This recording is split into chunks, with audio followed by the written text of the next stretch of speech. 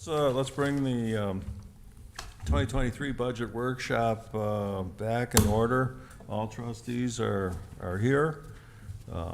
It's a new day, Tuesday, October 4th. On the agenda is IT, but it looks like we are revisited by the assessor. Welcome back, Dan. There were some questions when we left last evening about whether or not there was a 10% increase in the assessments across the board. There is not. What Dan had talked about yesterday when he was here was the residential classification of our assessment rolls. So he's here this evening to broaden all of our horizons about how much each individual assessment portion, that classification, went up in this past year. Because what we were talking about, or what he was talking about when he presented, was residential only, and that did increase by 10%. I'm going to turn it over to you, Dan.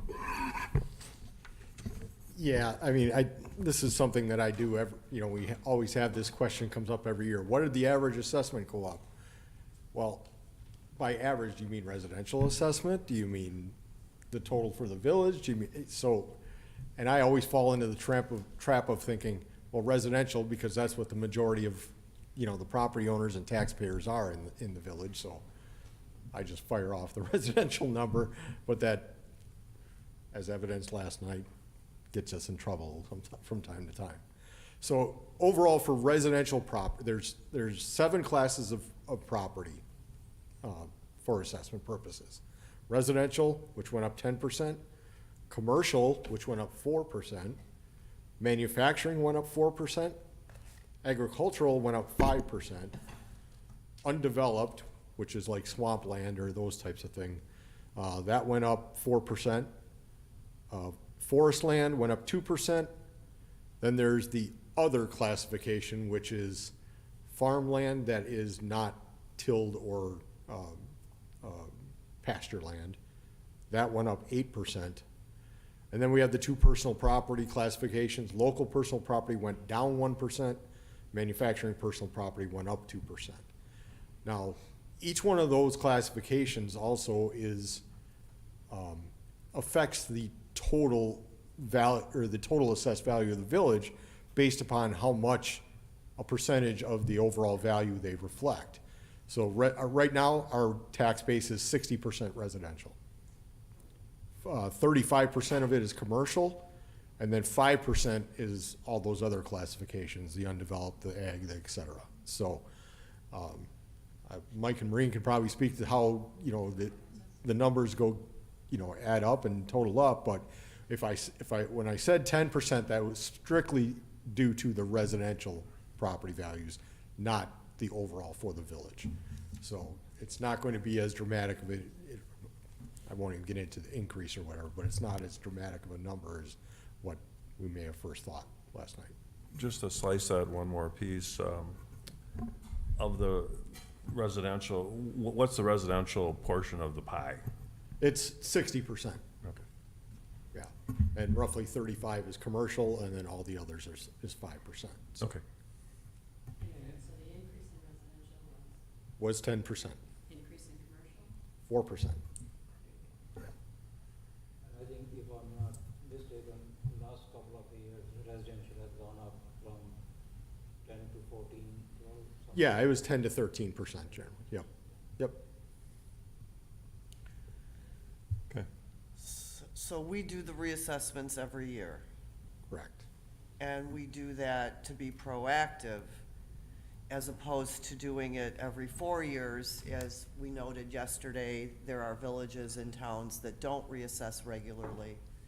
And so therefore, when they do, they're really shocked. Their residents are really shocked. So Yeah. we're being proactive to keep our tax rate up with our growth. Right. And so every year, do all of the properties get reassessed? Or are there portions? Is it done in any kind of a formula or No, format? we revalue every year all properties. It's considered to be a best practice by international assessors associations, the State Department of Revenue, to revalue every year annually. It keeps a more even tax base and makes the playing field more level for all taxpayers when you reassess on an annual basis. Because this year, residential property might go up only 3%, but commercial might go up 13%.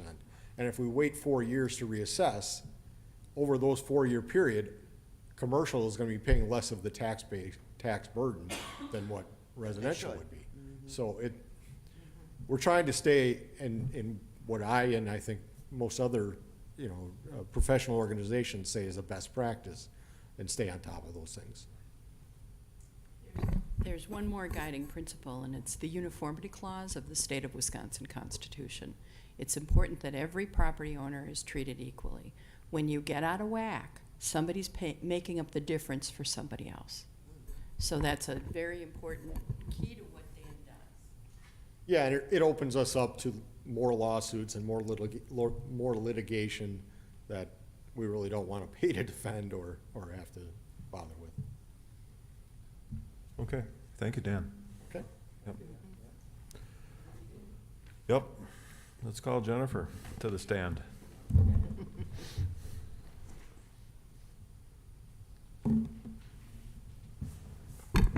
IT is page 29.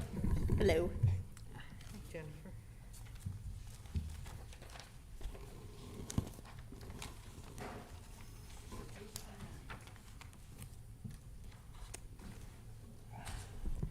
I can kind of speak to the big change that's in salary and fringe benefits. This was one of the things that came out from our wage and comp study. Dustin is now an IT project manager.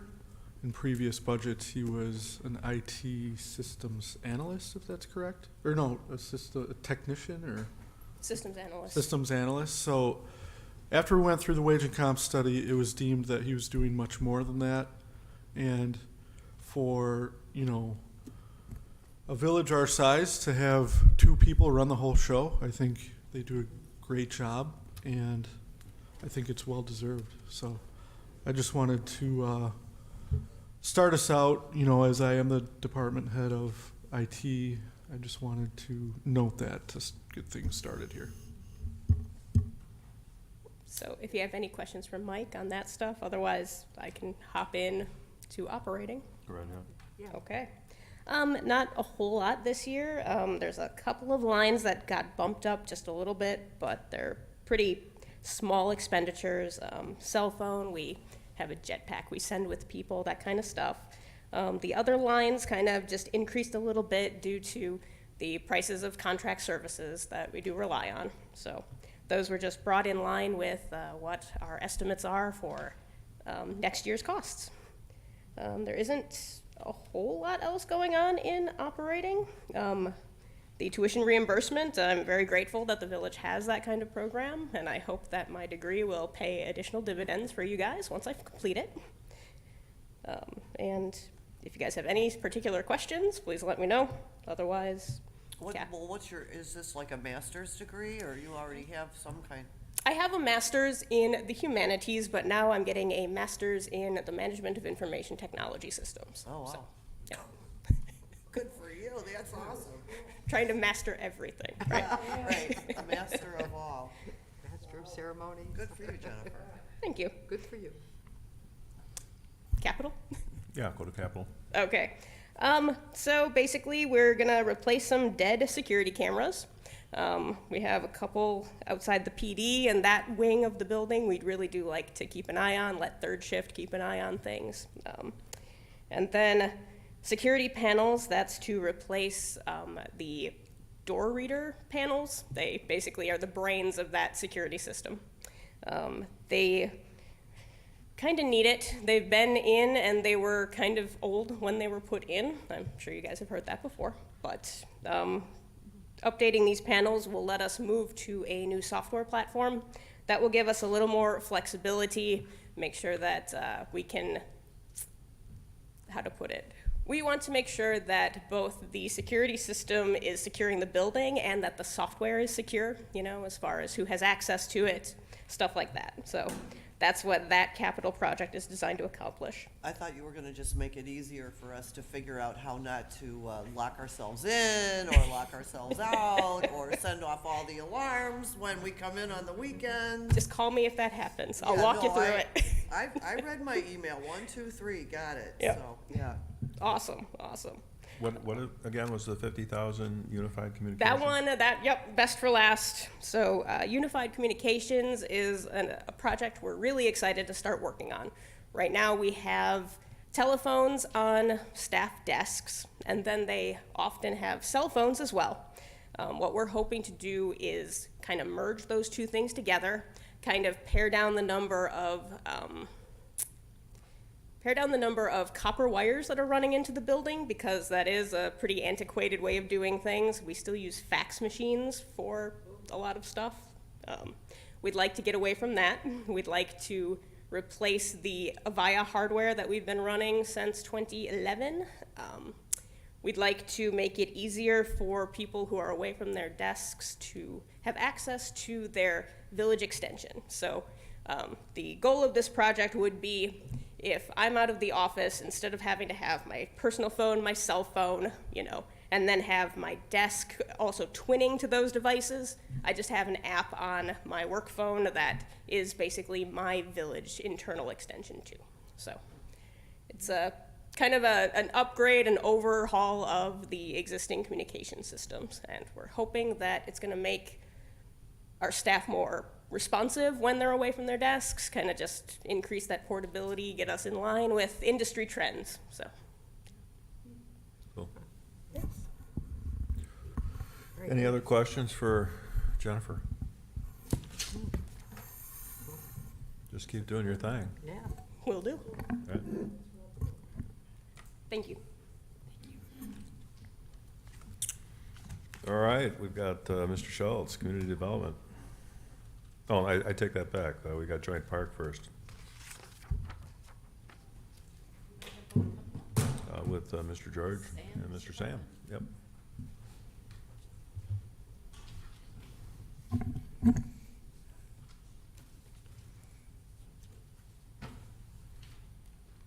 You have to have facial hair. Really, most of the male staff. Joint Park, pretty simple, same, the contracted $5,000 that we donate to the Franksville Memorial Park every year for the Kids Connection Playground. That's run by the county now. You can see their fancy new sign if you drive by on They're putting up fences. K, and yeah, redoing some fencing and down stuff the like chain that. link and So as far as the joint park goes, George obviously is in contact with the county and his partners at the different taxing jurisdictions, but that one's pretty hands-off on our part. And we're continuing to make our $5,000 contribution for the maintenance of the Kids Connection. Yes. On John Park, the beer garden, which we have, which is a huge success. Correction, we do not have it. That's where my question was going to be, which is great for the community. So my question is, all the revenue, whatever profit is, that goes to California. No, it goes to the county, goes to the county. because Franksville Park is now a county-run park. Yeah, okay, I just want to clarify. Yep. I know we don't get anything, but we mean our community has. Yeah, it's yeah, But people should go. one of the best thing, I think, every time you go, it's just back. Yeah, People love it. yeah, it's a success story. So do we want to take it back now that we know that the garden's making lots of money and we're losing out on something there? It's always a bit of an odd arrangement. It was never technically in the Village of Mount Pleasant, so. Right. I think the It's- county, County for makes that more level and the sense, size of that park and the other facilities it provides is probably the right home. It's a park that we co-owned that lied wholly in Caledonia, that was run by two different organizations with a layer of oversight over it, maybe not so well, and it is now in county hands. Yeah, vastly simplified organizational structure, and hopefully residents will see a benefit to that in the long run, operations of that park. Impact fees, 71.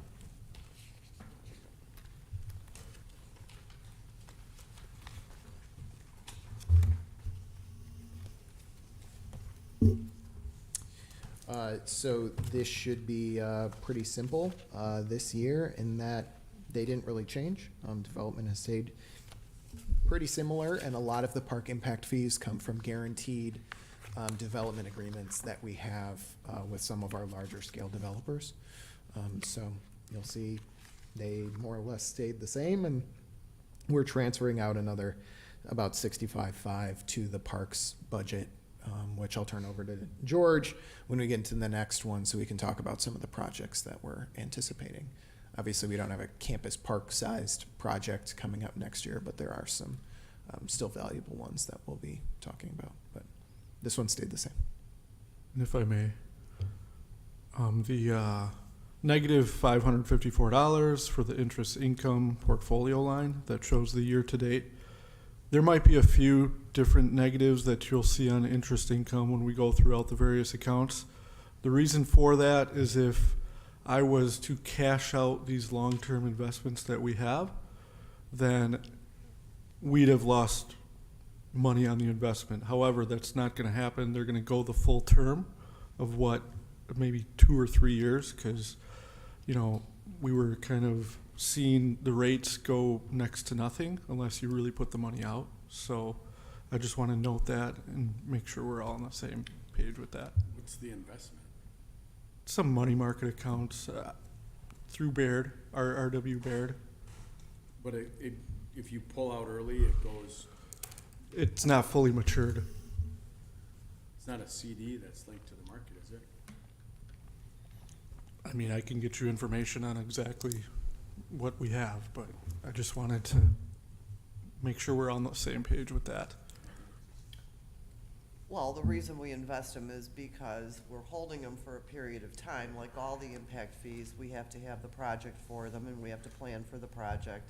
We have limits on how long we can hold them. Otherwise, as we have on the other ones, they have to be returned, if I understand it correctly, credited back. And so is that what happened in the beginning fund balance from 20 to 21 to 22? The fund balance went down to $79. So We didn't transfer out, we just spent the money that we had more in that year. okay. And then, so we're starting with the lower, and what are our impact fees per unit right now? Depends on if it's a 1, 2, or 3 bedroom. So we revise them. But generally, it's about $1,100 for parks specifically. For a total, we'll have a report by the end of the year, our annual housing fee report. But generally, it's about $3,000 for a new home. Which isn't bad compared to some of the communities are well over 6. Yeah, if you remember the impact fee report that Mike presented, that was 6 months ago at least. We kept most of them. A little bit of them kind of fluctuated between the lines, but the total stayed about the same. Well, sewer impact fees versus sewer hookup fees, you know, it's a fine line in that regard, okay. Okay, let's move on to park. Great, I'll turn it over to George.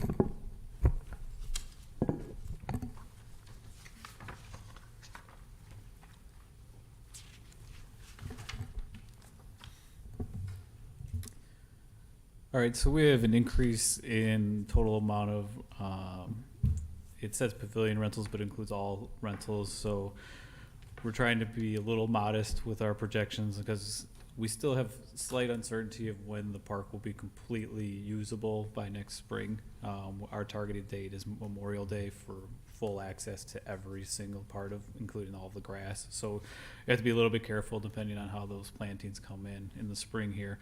But so we're being a little bit modest with the additional rentals that we'll have coming in for the additional facilities now that we have to rent. You'll see some of the transferred in projects. So we are going to be redoing the parking lot at the new parks building to expand the parking by 10 to 12 additional spots, while combining that with adding 7 more spots at the trailhead across the street. Part of the design of that will be to have a safe crossing because there is no crosswalk right now should you cross from where our park building is located on Old Spring over to the trailhead. So rather than doing 2 separate projects, we combine those into one. And Those estimates were then included into this budget, but we're also going to be putting it as part of Tony's paving program. So hopefully we'll get some reduced cost for that. And where is that in here? Is that in here, you said, or it's not? Yes, it is in there. So that's on the second page. You'll see it's underneath park building, the 220,000 there. Mm-hmm. But in the first line, Denise, you can see what proceeds from debt. Capital outlay. Yeah, so it's 555,965. Yeah, page 74. Yep. Oh, okay. And so part of that is that every single time that we've done a capital project, as you can see, we've just added a new expense account. So we're trying to not continuously do that if it applies to something similar. So the fact that the parking lot is at the park building, we utilize the same account number for that. Yeah, if you keep adding lines, it just gets unwieldy after a while. Correct. So as you can see, back in 2022, we put in for a park 1 ton. It's going to be several years, hopefully down the road, where we'd have to ever do that. But now that account is in there for good. So What is a Park 1 ton? that's a new truck for us. Oh. So, and what you'll see is that we did not purchase that in 2022. When the prices came in, or we got our quotes in October of last year, it was 48,000. When we actually went to go purchase, it was 68. Wow. So we decided to continue to use the truck was either from 87 or 1992 for another summer here. And we decided to put it back into the 2023 budget here. So hopefully we'll have more success with pricing for Hopefully you that. won't have to wait 2 years to actually get it. Yeah, it's been needed for several years, and it's essentially, if you see it, it's the one with the big water tank on the back that we use to water all of our trees. And I think those trucks are old enough now to vote for their own retirement. yes, I know at one point you talked about bike rentals, is that still part of, so covered in here? no, that's not part of this particular thing. What I have done so far, I've reached out to some of my previous contacts. I have an agreement that the Grays Lake Park District did with the village and their museum, and how they worked together for various locations for bubbler bikes or whatever brand that you went to. So we just haven't had that materialize yet, but I have the basis of an agreement of how it would work with the various municipalities or other agencies, because it was going to be something that we'd have to work in conjunction with other groups, because some of these companies I don't think, want to just do one location for a couple of bikes. They're going to want to see it spread across the village. So. Part of that is coordinating the city of Racine, the county, identify locations. Okay. And I got, At least easy. That's good, because there's been some questions. correct, yeah, and I have reached out to the county, to the city of Racine, with lukewarm responses. So, without having a little bit of partnership with some of that, it's gonna be hard for us to implement, but I could see it happening here within the next few years. George, is the 20,000 for park equipment, is that for continued build out at Campus Park, or is that for somewhere else? No, so as part of our 5-year park and open space plan, we identified Gaga pits, which are like an octagon-shaped amenity that kids utilize for play. And that one would be going at Droz Park and one would be going at Smolensky. So that covers the cost of those two. Playground equipment, okay. Yep. Any questions on park? I just had a question in regards to, and I guess it wouldn't be under operating, but it would be under income. And the renting of the new church that we bought over by Airline Road, Mm-hmm. do you have that figure, is that figured in here? That's in that same account. So one thing that is included in our operational budget is we are going to a sophisticated recreation software for 2023, which will give us the ability to track things a little bit better and more detailed. So as we see how much revenue comes in from park rentals, from the park building, from athletic fields, we can make the determination with Mike if we want to then separate those out in future budgets, or if we want to continue to keep them in this one lump account. We also have park building, 220,000. Is that one that's currently being built over there? That's the parking lot. That's the funds for the parking lot. So as I mentioned before, we included that in that line item, so we didn't have to create a new expense account. Okay, recreation. Excuse me? See a question, I have a question. On the rentals, Mhm. is that what the public charges service part? Pavilion, yeah. Okay, so compost, is that? Is it- Oh, okay, I see what you're Then saying. it's So zero what, anyway. the pavilion is that structure that's there, that looks very cool, that we're gonna have bands and stuff at? People can So- rent that? Yeah, It's all the rentals. yeah. Oh, okay, okay. That's just what the line is named, because it's. Okay. Molinsky's Pavilion, Denise, or Sure.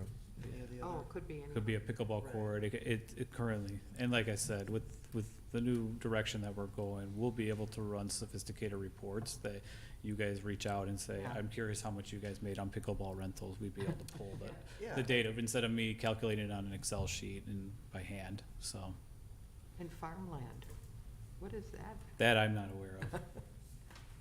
Compost pavilion farmland. In the past, we have rented or had revenue from certain areas that were identified as parkland or farm. Oh, okay, so, because nothing had been built there yet, so we, okay, gotcha. Rob? Just one question, George, on page 74, the last item for 2022, fiscal charges, there was no budget, but we have input cost of 90,000, what was that for? For That was for the, when we did the bonding for Campus Park. That was part of it, Bonding? yeah. It was all wrapped up with that, bonding that came to the board for approval. How we bonded for the build-out. It's really looking great. Yeah, Gosh, thank I you. can't wait. It's coming. Okay. Thank you. Yeah, let's go on to recreation then, page 76.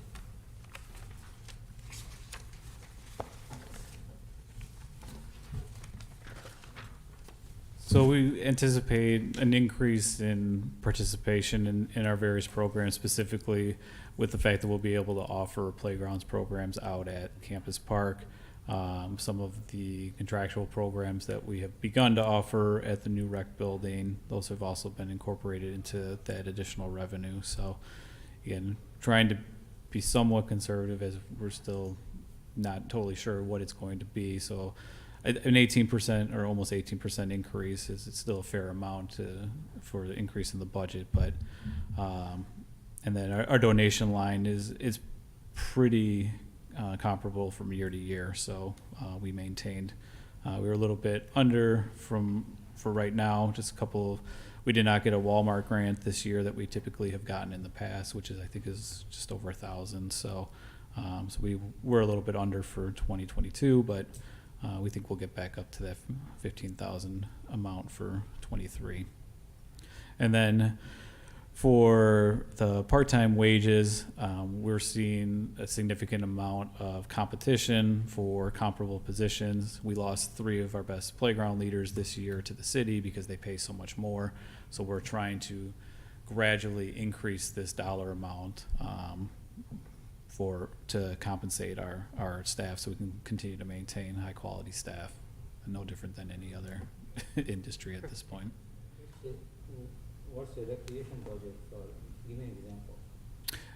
Softball leagues, t-ball, all of the recreation programming. So when people sign up to participate in something, that's where the revenue goes for this, and then the expenses. So one thing that you'll notice is the contracted services has never had any money in there before. That's for independent contractor agreement where we set up work with a company and we retain 30% from handling all of the registration, providing the facility. They get 70% for providing the instruction. And we have some flexibility with that too. Sometimes we'll do 75-25 depending on what the activity might be. Now, is there an attempt, I mean, I'm not saying there should be or shouldn't be, but is there an attempt to cover the costs of, so if you have a recreation program for playground for kids, that the fee that would actually cover the costs of the salaries, or not? Isn't that really necessarily a goal?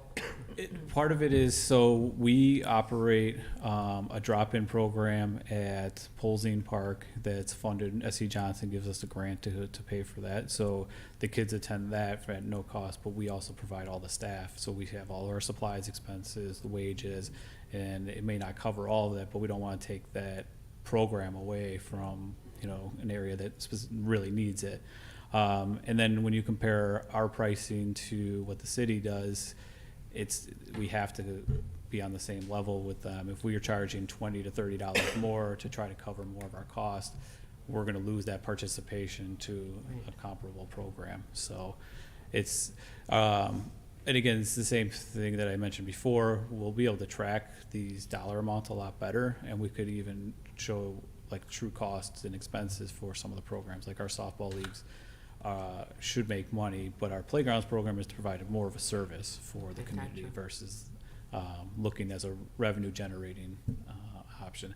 As where these contractual programs can come in, with the addition of Campus Park, we could bring in a soccer group who runs soccer camps, and they could use the facilities. We could either take in money from a revenue for rentals, or we could partner with them, provide the registration in the facility, and we could retain a percentage off of that. We would have no additional expenses except for, whatever utilities or mowing that's already incorporated somewhere else. So that's where, when we don't have the large staff that, say, the city does to hire all these people, we can go a different route, but still provide, programming for the community. And the one that S.C. Johnson provides a grant for, what park is that in? That's Polzine. It's the one right across from the Cop House on Mead. Oh, okay. Mead Street. All right. Thank you. Thank you, George. Yeah, no problem. Let's move on to community development, page 61. Back to Sam. Thank you.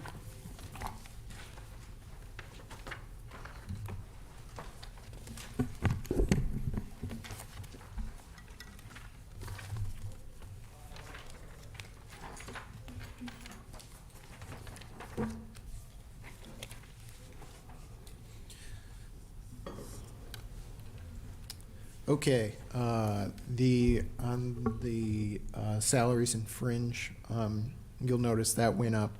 That is due to just some shifting around of some numbers now that Lisa and Megan are part of the community development department. So those, I think, came from a shift from Maureen's budget for the most part. But those are, both of their salaries and wages are within this. So that's the salaries and fringe side. In terms of the expenses, most of the accounts went up slightly due to the addition of them into our department. So you'll see professional development went up $500. That's just for some professional development for our community engagement staff. Similar to mileage, they're incurring a little bit more mileage as they're going to events on nights and weekends, doing the photos that we're posting online, social media, things like that. So that mileage went up slightly. In terms of dues and subscriptions, that went up a little bit due to some of our community engagement software, some of the photos and project management software that they have they're using. But 75%, but it's only $750. So that continues to be a great service, and they're really, about 6 months into their work. I think the tenor of our posting and consistency has changed a lot. So we're really happy with them, and you can look forward to some additional work from them coming out the remaining part of the year. So stay tuned as we get closer to the holidays. Who is this that's on this? Lisa and Megan.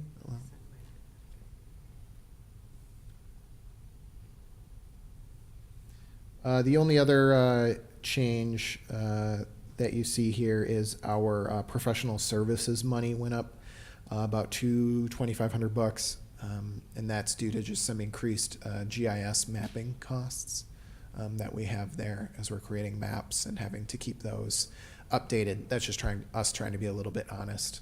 We can't control the number of rezones that we receive, and when we approve them, we have to go and modify the map, so.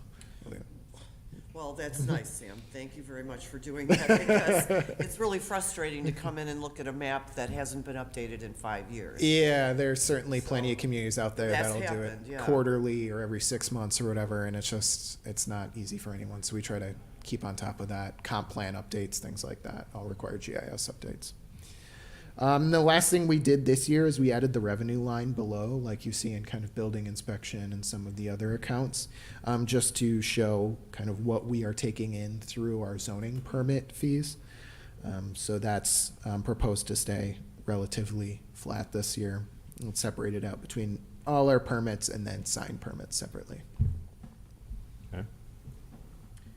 Can you speak to the economic assistance? That seems to be a number that vacillates, and for year-to-date through June, there's 0 spent, but you're gonna spend it by the end of the year. What was that for? I don't remember. Those are development agreements where we have individual non-TID agreements with specific entities. So probably the best and largest example is O&H Bakery gets an incentive payment from us every year. They get a tax reimbursement, essentially, for their Washington Avenue site. And those fluctuate year to year as their appraised value goes up and down.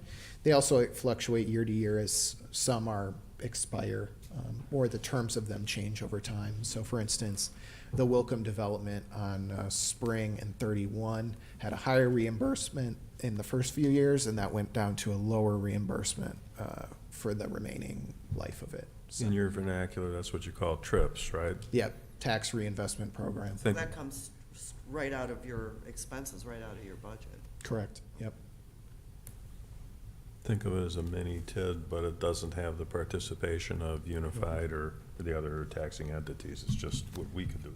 Yeah, we don't have very many of them. There's probably like six or 8 of them across the village, and they're pretty small scale. Mm-hmm. You know, 5 figures, not 6 figures or 7 figures. So they're all like just pushing a small project over the finish line that was valuable to the village board at the time. Yeah. Although, Mr. DeGroot, President DeGroot, you did miss our discussion with Robin Voss over mini-TIDs last Thursday night. It was quite robust, and Sam and I are going to Madison. So I heard. We're gonna carry our brooms and our sticks, and we're gonna fight for it, so I told Sam I'm completely committed. It was part of our league meeting last Thursday night, so we can talk about it later, but don't wanna interrupt the meeting, but look for that mini-TID. We do have a meeting planned with Senator. I'm not sure. Yeah. The president was planning that meeting. It's in the works. In the works. Yeah. Feel free to invite me to that. Line item, economic assistance. That's just what Nancy, that's the tax reinvestment program. So those are those individual agreements that we have. Okay. Okay. TID 1. So TID 1, I'll start on page 101, the cover sheet. So that has a termination date of September 11th, 2026. I just wanted to highlight the termination dates. We'll actually get into the discussion of those at the annual joint review board meeting, which is tentatively scheduled for mid-November. So we'll let you all know as soon as that is finalized. But mid-November is typically or when we're planning on having that annual joint review board update where we present the annual kind of long-term look at all the tax increment districts. So going into the actual TID 1 budget, this is past its expenditure period, so you see us mostly in kind of maintenance mode here. We're taking in about $4.1 million worth of increment, which is pretty healthy. The total value of the TID is in excess of $100 million. So it's performing well. We're in the final 5 years of its life, so it's marching towards closure. Really, the only main expenses are salary and fringe for staff time spent on managing business activities in the TID per the project plan, and then economic assistance. which are the previous agreements that we've signed that we're just, taking in and then paying out per those agreements. So no modifications or anything to any of those agreements. They're just kind of riding out the remaining life and our revenue obligations there. The final one is obviously debt service, and that just goes to the debt obligations that the TID has. So TID 1, pretty simple. Not a whole lot of changes here. Where is this again? This is out near the interstate, both north and south of 20. So as part of the conversation at the joint review board, I can't remember how this works. Is part of the conversation over should we or can we, if it's, is it built out? Is there any land left in TID 1? There is, yeah. Small amount? Yeah, small Do we have amount. any Few interest parcels in here it? and there. So does it hurt us to close it out early, or, I guess that would be as we go past the budgeting process, I apologize, but again, that's kind of the conversation we started at the committee of the whole, and, I don't think it there's a seems- set answer. I think it depends on the district and kind of the intent of the project plan for what it was set up for. A larger district like TID 1 or TID 2, we try not to close early because you can often leverage those funds to pay for other municipal improvements. So you're trying to spend as much of it can, because it's just throwing off so much cash, we can actually get a fair amount of work done and pay for it by cash. So a good example, skipping out a little bit to TID 2, would be the campus park. About 2/5 of that Right. was paid through TID cash funding. And that was only available because we've kept it open as long as we have. In a smaller, more individualized TID, that's more for a specific project or only a few projects. If those, you're meeting all your obligations, those are the types of ones where typically you'd close it when you've gotten all the projects done. So I think pay attention to those project plans, kind of the anticipated area, and that'll lead you to it. But if you need a thumb note, bigger ones typically open longer, smaller ones typically close faster. that helps, that's very helpful. So, but we can't take any of the money and put it in the paving program? We can't because this is past its expenditure period, but I should note, TID 2 did help pay for the entire concrete reconstruction of 16th Street. It also paid for a portion of the Oaks Road reconstruction. That was last year, Tony. So about 800 grand from TID 2 went to help pay for that Oaks Road reconstruction. So we have dipped in and tried to leverage particularly expansion projects, or 16th Street in front of SCJ was a good one because it was, they were beating up the road with all the truck traffic, so it got repaved in concrete. And that marginal difference, the TID helped push over the edge. So we've just been trying to spend it on smart projects that bring long-term value to the village, parks, roads, street improvements, things like that, when we have cash balance. But TID 2 is past that life, it's just riding out its time. Okay. It'll close mid-2020s, somewhere in there. So did we jump to TID 2 somehow?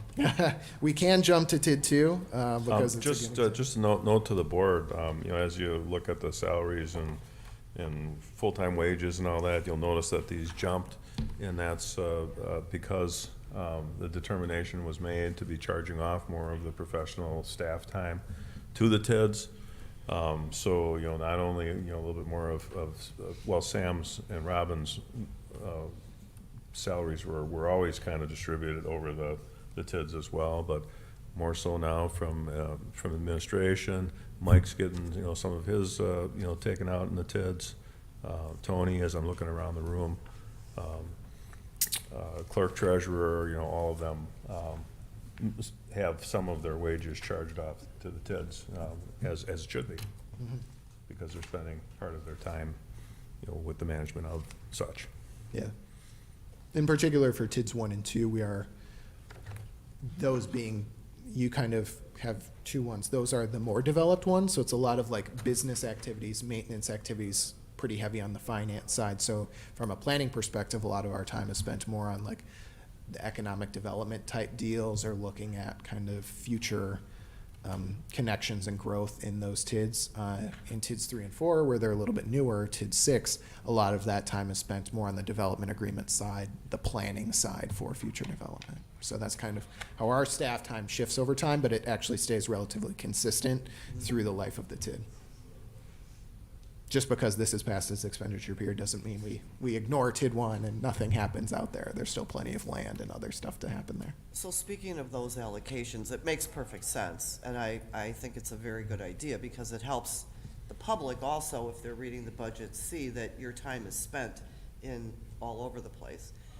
Are those numbers gonna change every year, or are you kind of trying to come up with certain allocations that, in other words, every year is Sam gonna have to determine that he spends 20% of his time on TID 1 and 2, and next year it's 25? Is it gonna fluctuate? I think this year we really lined things up to be pretty accurate, so I don't think there's going to be much fluctuation from Okay. where we're at now.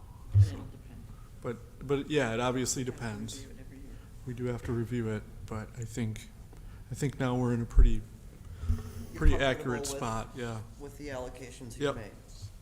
Very good, thank you. TID 2? TID 2 passed its expenditure period this year, so next year's budget will be really the shift to more maintenance activities, infill growth, things like that, but we won't be signing any large development agreements in TID 2, nor making any more large cash expenditures in TID 2. So this one's taking in about $2.1 million worth of increment, as you can see at the top. That'll continue to go up over the next few years as the Vanguard project hits the tax rolls and their additional phase starts coming in. And then in terms of the expenses side, that economic assistance payment is consequently also going up because that is tied to that Vanguard project. But everything else in terms of expenses basically stayed the same. So that's about $1 million of increment that's coming on this year in 2023. Yep. Yeah, it's a pretty value-dense project, so, I don't want to get too much into land use planning when we're talking about budgeting, but you fit more units, and they're high-quality units on a specific piece of property, and some of the appraised values or assessed values, sorry, can go up pretty significantly. And if you watch during our plan commission meetings, we've been trying to be more transparent about fiscal notes for anticipated future value of projects and trying to hit minimums for those projects. So push developers to have values of more than $1 million an acre, and looking at if projects will pay their fair share of public infrastructure expenses over time. So we're trying to be more thoughtful about the value density. As land gets developed in the village, they're not making more of it, so we got to utilize the stuff that we have the best way we can. If you wind back your head, back to what the proposed schedule was for the increment to come on with the Vanguard property, this $1 million hitting, is that about what was projected, or is it ahead of schedule because of the density? They're slightly ahead of schedule in terms of the anticipated. We're always very conservative when we're writing those economic development deals, and their construction, even with COVID, went pretty well, and their leasing activity was pretty quick. So that's why you saw them moving forward to a phase 2 this year, and that's why you're seeing a pretty healthy jump there, is their total values going up pretty quickly. Ahead of schedule is always a good thing. Yeah, I Is think this probably a Tivoli? year or two ahead of schedule. The Tivoli? I think also, I'm gonna put my play in for the residential portion of the TIF, because it's a very important portion of some of these, and it tends to be the first performer. Just because we have such a need for housing in all of them that I've been involved in, and other communities that included residential. They started the TID because it had a developer there for a commercial base, so they put it together. They had a residential component, and that's what got built out first and added to the tax base first. So it's very much needs to remain a part of our conversation as we move forward. Yeah, I think it's valuable in your discussion with residents to just keep in mind kind of the general real estate market and what we're seeing. I mean, a lot of our developments either on the residential side or the industrial side. Retail is functionally very slow. So if you have a resident coming to you and be like, why aren't they building a new Chili's across from my house, kind of thing, like that's not unique to us. That has slowed down everywhere and is often in coordination with more mixed use developments. So that's why we're trying to be more thoughtful about incorporating residential elements into our TIDs more thoughtfully, because that's really going to drive those amenities like restaurants and, you know, cultural amenities for people to enjoy. So, Isn't there, I mean, you can't, is there something rule about that you can't have it be all residential? correct. Yeah, there are certain state rules about the maximum percentage of residential in a TID, which is 35% for newly platted. There are obviously layers within that, but Joint Review Board, we can talk about it as well. And if any of you have any questions outside Sure. of this, just let us know. TID 3. Let's talk a little bit about the straight line that needs to be drawn from Vanguard to our park. They're directly related. Without that big development, the size of the contribution to Campus Park would not be. We know we have a lot of citizens that have questions about what they're getting from that TID that was created in Vanguard. Remember, they're getting 2/5 of Campus Park.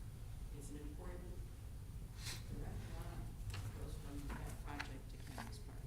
There's a huge benefit coming from TIDs, and we often don't do, and I'm including myself and Sam, a good enough job of explaining that to our citizens, right? TID 5, 6 officers being paid for, fire truck, all kinds of really good things happening with TIDs. And I would say, to add on to that, we try to be really creative in how we're using those funds. So, Within the confines of the project plan. of course. We have to have some foresight when we do those project plans and make sure the projects that eventually think about that, you have to kind of think, very forward thinking. It's in what our values are, it's in our vision, but you have to be very forward thinking to make sure that you capture all of the really wonderful things that you can do with the TID. Yeah, I always explain to residents that myself and Robin are the ones who are paid to think about what the village looks like in 2050. And I think that phrases it in a simple enough way for people to, you know, because oftentimes we get like, why isn't this happening now? And our focus is really that super long term. That's our role and responsibility on the planning side, is to take the 30-year view in most of the decisions that we're making. So, One question on the impact fee. Impact fees are the one that we charge, you know, when you build a new house or something like that. yep. So why do we have to transfer out impact fees in TID? So the Vanguard Phase 1 agreement sets aside some of their tax increment to pay some of those impact fees. So that's why that one has it. We did that because it was, the deal was approaching the end of life of the TID, so we were trying to scrape up a way to make the deal happen. I would say that's not something that we typically go for, so that should hopefully be a one-off or a rare occurrence.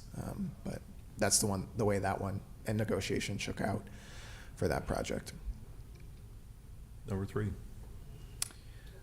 3 is pretty simple. Basically, everything stayed the same. So this one is finishing up one industrial building. This is east of International Drive, south of 20.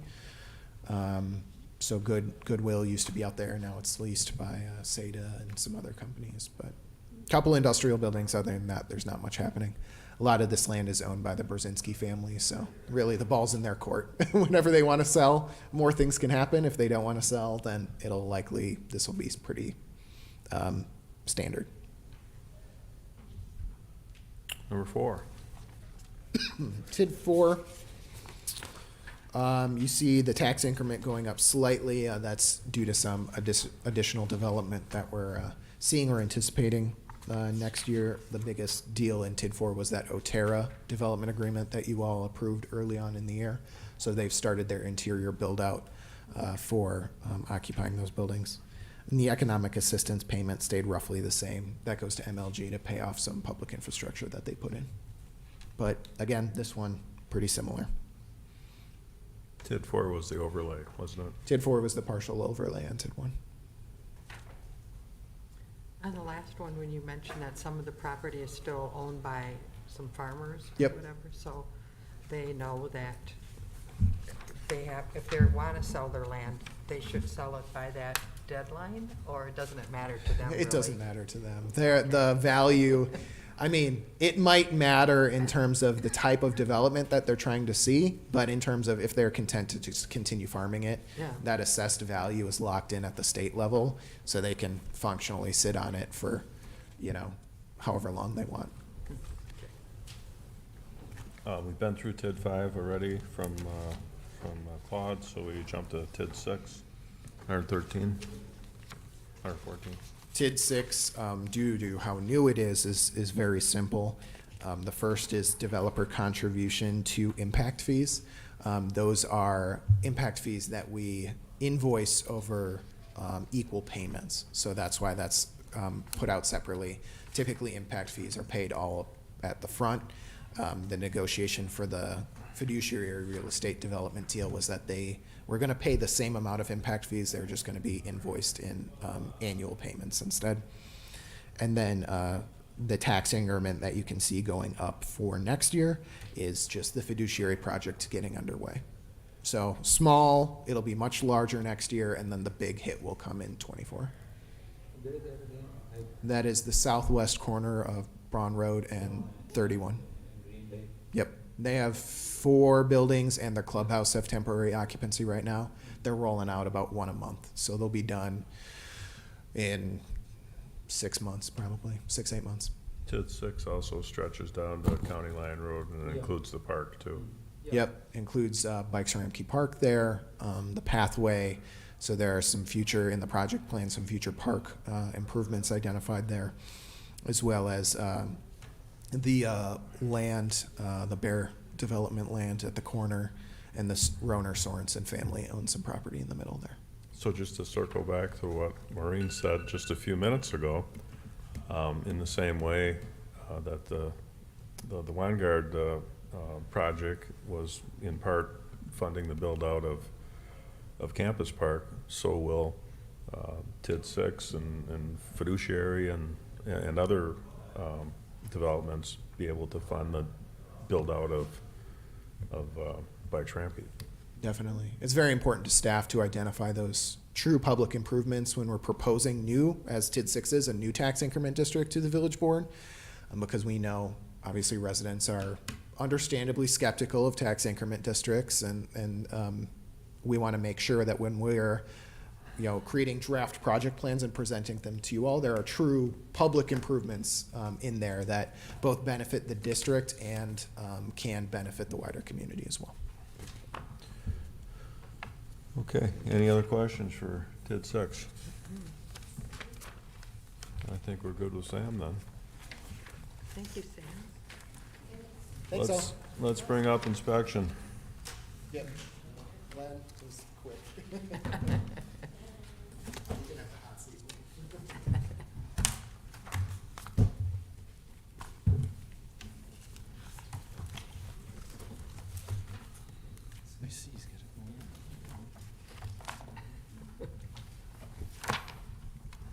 Good evening.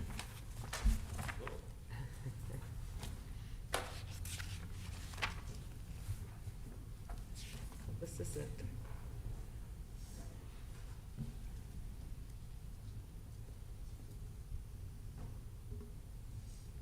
Difference, cell phone, huh?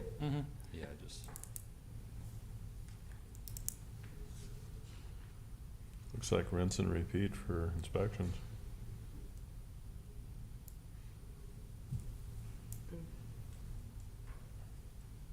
Are you noticing any, well, as long as we have a million questions for you. Right. And just make sure you're okay, you know.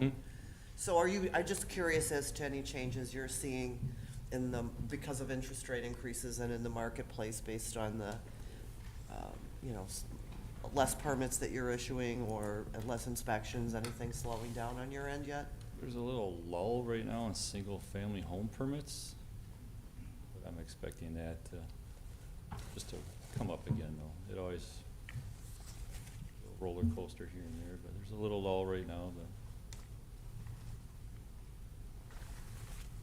And we got a report, I think, from you as to the number of permits that you had done for the year, and I think we got, yeah, didn't we see that? Okay, never mind, okay. Did you see you adjusted the inspection fees downward, I mean, the revenue estimates. So that accounts for, because of the, kind of the number of housing is going down. Well, we made up for it with a lot of multifamilies though this year, so I don't know what the actual revenue is in total. Yeah. I don't know how we are. To date, this year, we're close to 700,000, I believe. So, you know, that number, that 675 that we have in there, It's really, I think we'll be able to hit it for 2023. But no problem to go over. Well, that's tough to kind of anticipate because it comes in big chunks, so like, I think the permit fee for some of the Ashley Capital buildings were like 90 grand a pop. It was over Right. 400,000 square feet, Mhm. but that's obviously at one time thing, so Mhm. the residential tends to be a little bit bumpier, but the payments are smaller, and then the industrial, you get a few a year, but they're big hits. So again, to follow up on Denise's question, are we forecasting less growth in 2023 that our forecast for the fees is low? I think we're just trying to be cautious. Hopefully that's a number that we're Reasonable. being cautious about. We may have potentially slow down in the marketplace, and that obviously we always hope that we go above it. But yeah, I think we just want to be with the current economic time. We're in a really good market position in southeast Wisconsin, so hopefully if a slowdown does come, we'll be in a little bit of a better spot, but, you know. Just knowing what we've approved in the last 3 months that are not quite ready for permit applications, you know, you should be able, I mean, I think you're in pretty good shape. I think most of those that we've been approving are gonna move forward. Yeah, we've approved over 1,000 new units of housing across different types, whether that's new subdivision lots, multifamily, senior living facilities, that kind of thing. But those haven't made their way to pulling a building. Right. So, us trying to be cautious, and can go through plan commission and then the project might drop, so we just wanna make sure that we're anticipating that. Our success rate is high, but it's not always 100%. One question I didn't ask yesterday to the police, fire, but now comes to mind because number here is very small. Just the gas and oil. All the budgets, gas prices, everyone is budgeting almost the same as we have for 2022, for 2023. I would have expected that we budget more because of the way gas prices are going. I can't speak for the PD or fire, because they're No, obviously no. much I'm larger. saying is I made a general comment that I've been noticing everyone hasn't increased like a 30%, 40% increase in the budget. I think one of the things that I can speak to, at least on community development as a whole, whether it's community engagement, planning, things like that, we're certainly trying to be mindful of. Len and Brian are on the field every day, so their expenses are pretty static. But for optional trips, like if we have one municipal complaint, we'll try to spread those together, so we're going out on a Friday and hitting 5 sites instead of going out 5 times across the week. So just little things like that. Our budgets are so small for gas compared to the other departments. Yeah, It's- and actually, we're doing what we like I can, but I should have asked that question yesterday because the police and the fire, so they can't do what you're doing is, so your work is smartly. And they can say, okay, we'll wait for the next accident so we can cover all three of Yeah, them in one. Right. No, I know, I'm just saying is Yeah, that yeah. it wasn't increased. Is there anything else? Okay. Thank you. Any other comments, Len? Well, the Leo project, I think that's moving forward, right? Yep, that'll be the next big one, the full permit. That's almost 375 units, so that'll be next 2 years of. Those will all be single-family home permits, even though they may be, wholly owned by the entity. Which is the Leo one? That's approved by the plan commission 3 or 4 months ago. It's out next to Racine Bible Church. Off of Spring Street? Spring Street. Oh, Pretty okay. close to the interstate. Yeah. So they closed on the property and they're just marching forward. They'll probably have development improvement stuff up within the next were those single family? Is it, or? There are single-family cottages that are all rented by the same. Oh, okay, I remember that one, yeah. So they have a clubhouse and amenities, and then they range in size from like about 800-900 square feet on the small side, to upwards of 2,000 square feet or something. Pretty broad range. And is the audience for that, I mean, the expected market, like people who are snowbirds or something? Young people and. Downsizers. Downsizers? Downsizers, yeah. Extending the same.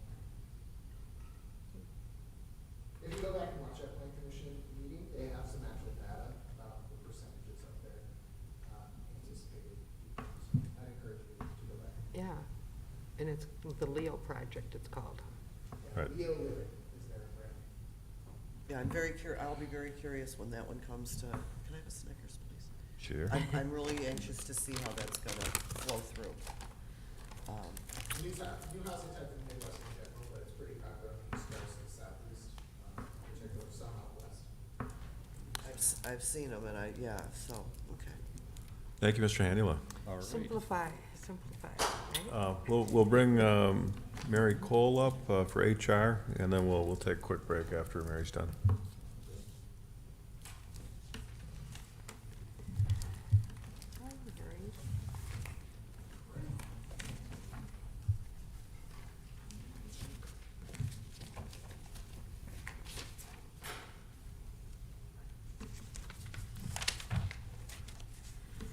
Page 25.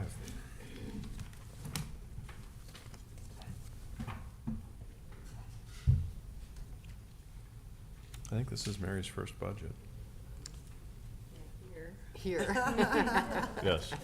No stranger to budgets. But your first one here. 23 years of them. And it's your favorite time of the year. Go ahead, admit it. I like a one-page budget.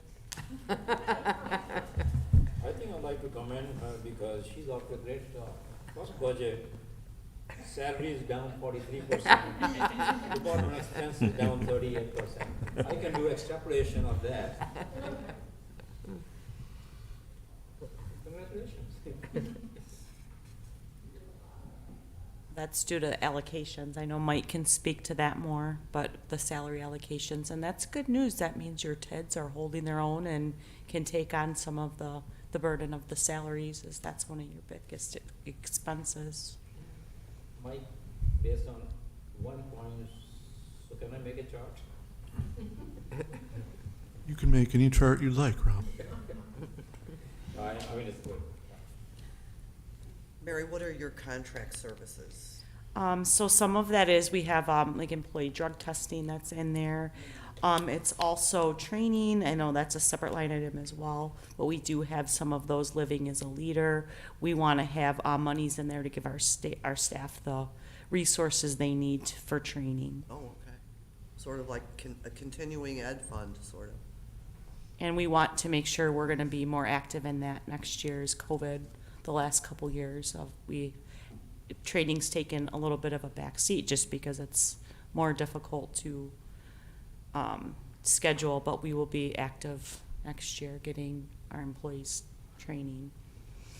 I just think since Mary has so much experience in budgets, we should find a way to worm her, into more budget work in her spare time.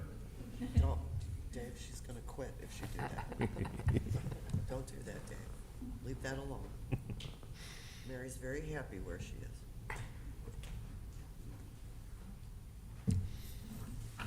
Anything else for Mary?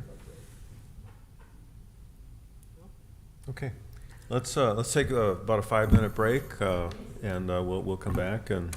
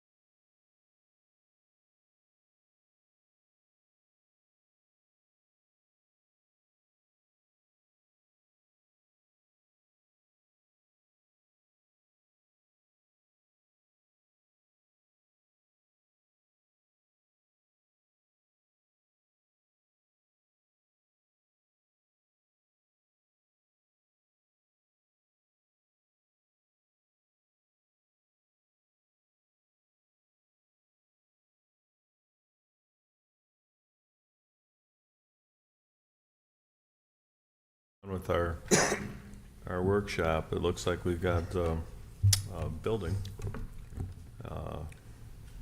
and all of the things that Tony and Bob and those guys take care of, so. As well, yeah. Let's talk about Lindsay. Then let's get the hierarchy in order. Lindsay, Tony, Bob. Every time I get an email, it's Lindsay, so, We know who gets the work done, yes. you know, behind every great man is a greater woman, right, Tony? This is very true. Not gonna argue that. Okay. Anyway, good evening. Hello. First budget we have here, general building, that basically governs all the activities, the contract services, supplies, you know, postage, office supplies, all that for the PD and the admin wing here. So this is where our facilities coordinator works out of primarily in his management of contracts and the supplies he obtains to do whatever he has to do to keep the place up to par. Unless anybody has questions with this one, not a lot of significant changes at all. We think our contracts should stay pretty static and might have one or two come off the books due to what our facilities coordinator is doing, which I think allows us to keep that number steady despite the fact that we know prices are going up with everything across the board. So I think we're in good shape with this one. If anybody has any questions, we can tackle those. No five-year capital plan projects. Not right now, no.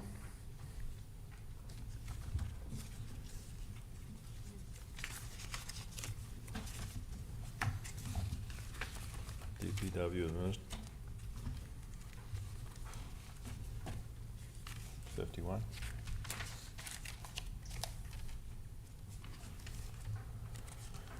Okay, I think we're all there.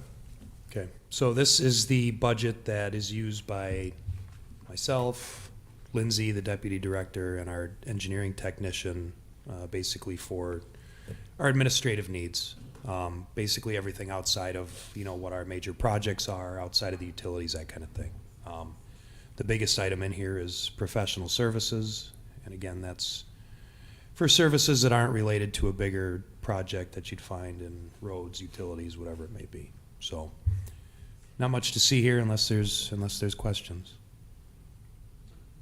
I don't have a question for this, but the DPW building, I thought we had the plan to build another, wasn't there plan to build another floor up there or something? That happened. That happened 3 years ago, I think. Okay, but after that, Well, there's nowhere else to expand, but that was because of the lack of space in this wing. We wanted to build 4 offices up there, and I'm only 3 years behind, We call that the mezzanine. The mezzanine? yes. Only 3 years. There are offices there. Sometimes. I think there's it's been stupid, but you have to ask the question. There's been discussions though about what personnel is maybe moving over there because they don't have room here and, or in the other buildings, so that's what I think we've had conversation over it. DPW guys took it over. yeah, for now. Yeah, he's over there. Facilities coordinator's over there. Any questions on administration? Then if not, we'll jump over to I just operating. have one quick one. I see a drop in the salaries. Is that due to you're using funds from the TIDS for this as well? Not the TIDS so much as for the stormwater and sewer. Okay, so that you're just pulling salaries in from somewhere, okay. Yep.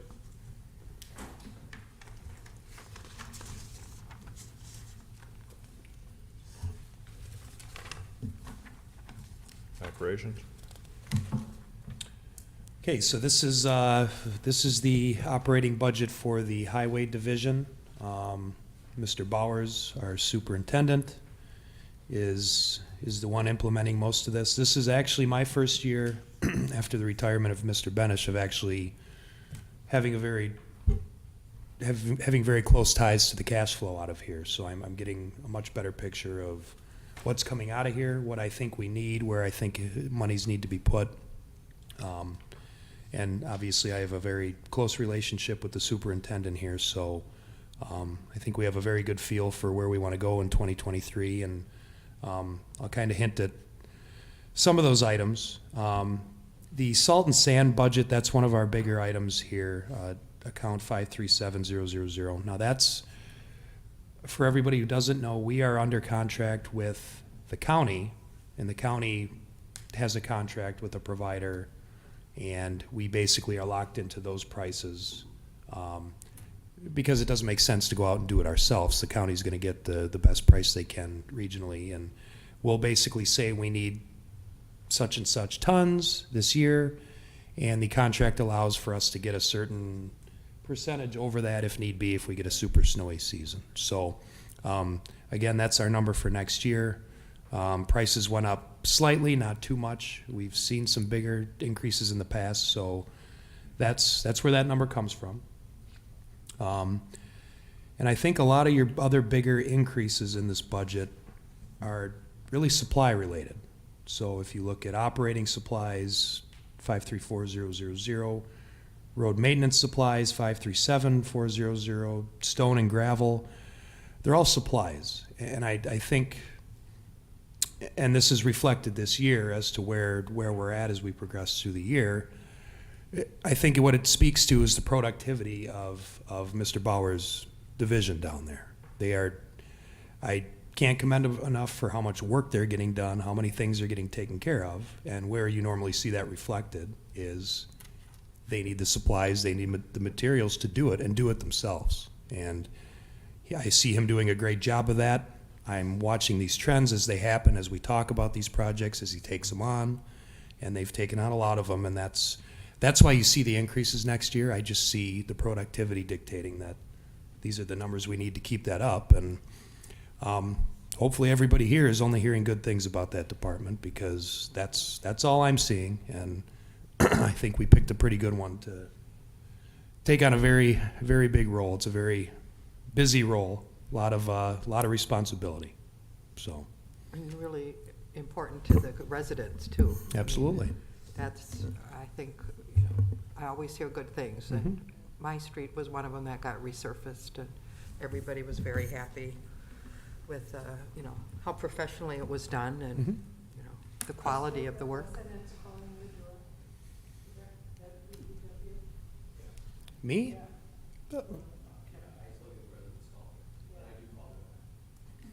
I am watching Bob as you're, giving him all this nice shout out, and his head is going like this. No. He deserves it. No, he's Careful, getting because your red. hair will look like his if you keep on growing big like that, or be like mine. Or yours, John. That's what I said, That's did the you pot hear me? calling the kettle black. I'm not calling, I'm truthful. Oh, my goodness gracious. Poor Tony. Oh. Anyways, where were we? So, Tony, I have a question on when you look at going back to that salt line, salt and sand line. So year-to-date, we've spent, out of your 2022 adopted, we've spent 142 and change. You're anticipating that we'll spend it all by the end of the year. So is that because you have a contract limit with the county that you have to? That's, you see a lot of these numbers get carried over as a conservative measure.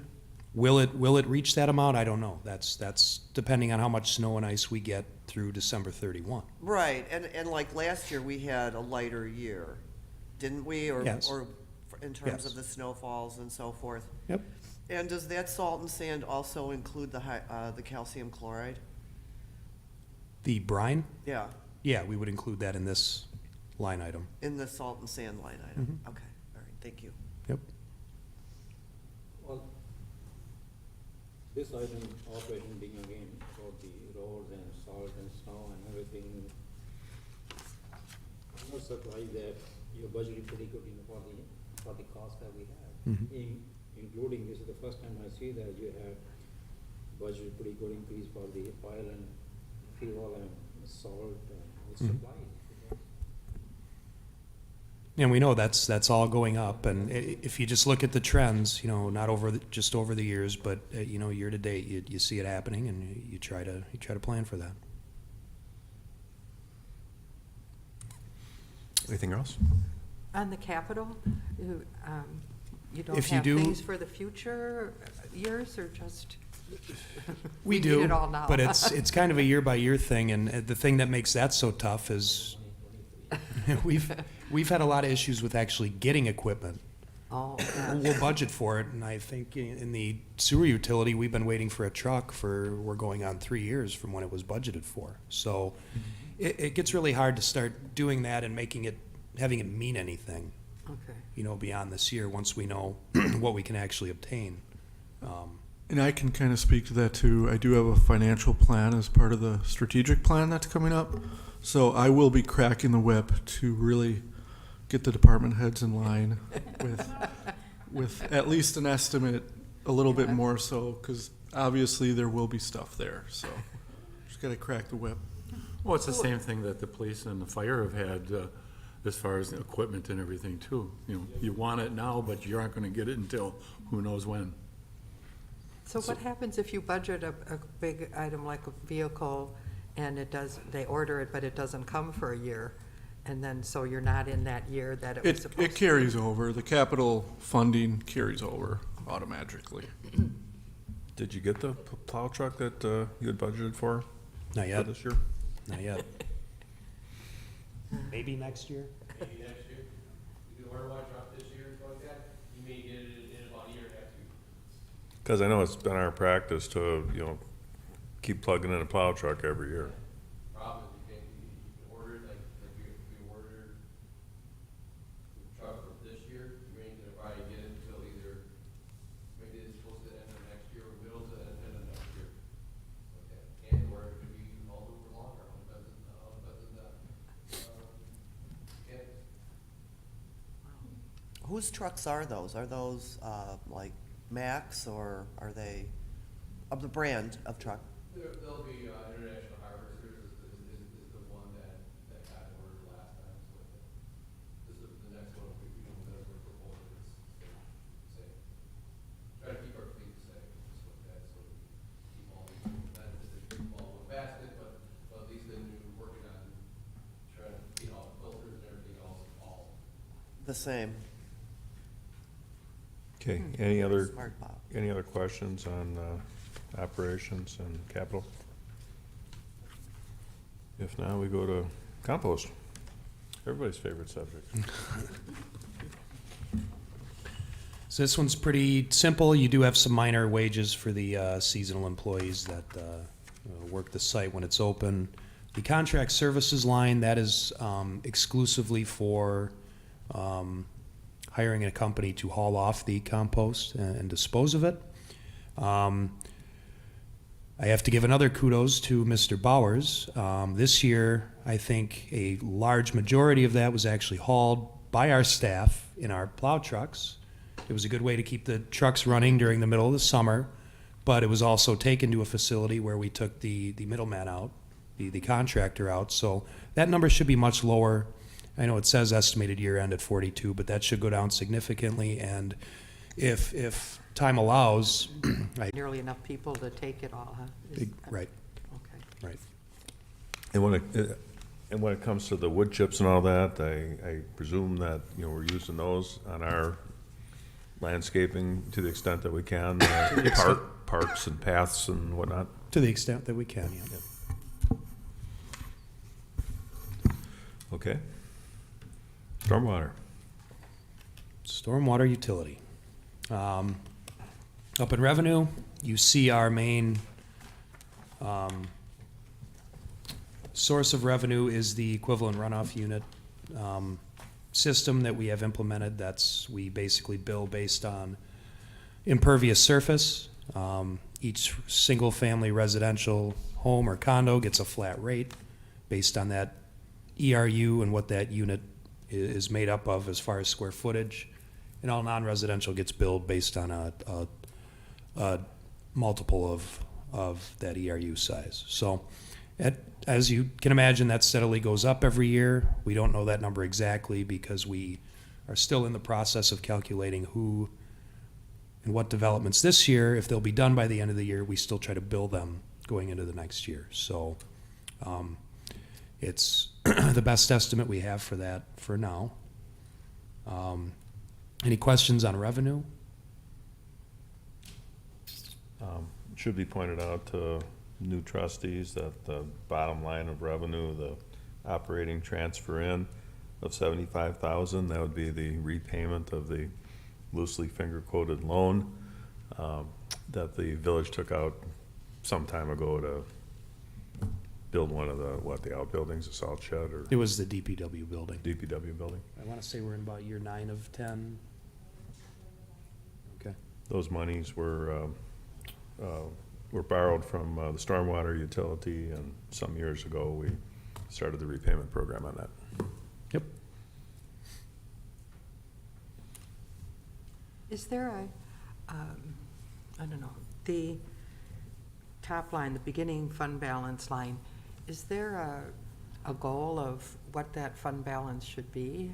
I mean, what's good practice? That's a good question, and you know, that's always the goal with the utility is you know, you're not in the business of making money, but at the same time you want to have a healthy reserve for whatever could come up. So I don't know that it's an exact science. I don't know that either Maureen or Mike could say what's a good number based on what your annual revenues and expenses are, but you'd like to see a couple million in a fund of this size. I think a good rule of thumb is really have at least 3 months of expenses. And as you can see, it's very healthy, and, you know, for proposed beginning balance 2023, it's 2.8 million. And if you look at the total fund expenses, it's only 2.3 million. So there's over a year of expenses. So it's in very good shape. Yeah, so if you go to the next page, 64, you know, that'll show the breakdown of where those projects are gonna come in. So that's why it loaned money to build a DPW addition. Why it was able to. Well, yeah, there's a longer story to that folks like Trustee Hewitt know. But yeah, it was, the village was borrowing money from itself, another entity, to do the DPW building. Okay, on to operations, capital. Yep. I think the only line I'd point out in operations, which is basically like the top half of the second page here, would be our maintenance account. That's the big account, 523000. Most of the board probably remembers we did do a budget amendment maybe a couple months ago, I forget when it was, to account for some pretty significant increases in what we thought would be tied to the paving program. And we thank you all for the large paving program we were allowed to have, but at the same time, that causes, you know, costs like this out of the utilities to go up because those repairs have to go coincident with the road repairs. So you see a bigger number there, and going forward, that's why. A lot of storm sewer replacement, curb and gutter. Well, curb and gutter comes out of not the storm water utility, but while you're in the road, you're gonna make those improvements. Right. And that's not all of this. Obviously, we have a lot of small maintenance projects we do. We have contracts with ecologists to maintain the vegetation along the Pike River. I mean, there's a lot that goes into it, but the big jump is due to the paving program. So it looks like on the Hoods Creek improvements, you've kind of pushed that off to 2023. Well, and as you know, on the Utilities Commission, we've been trying to work with landowners to get the wetland banking issue going.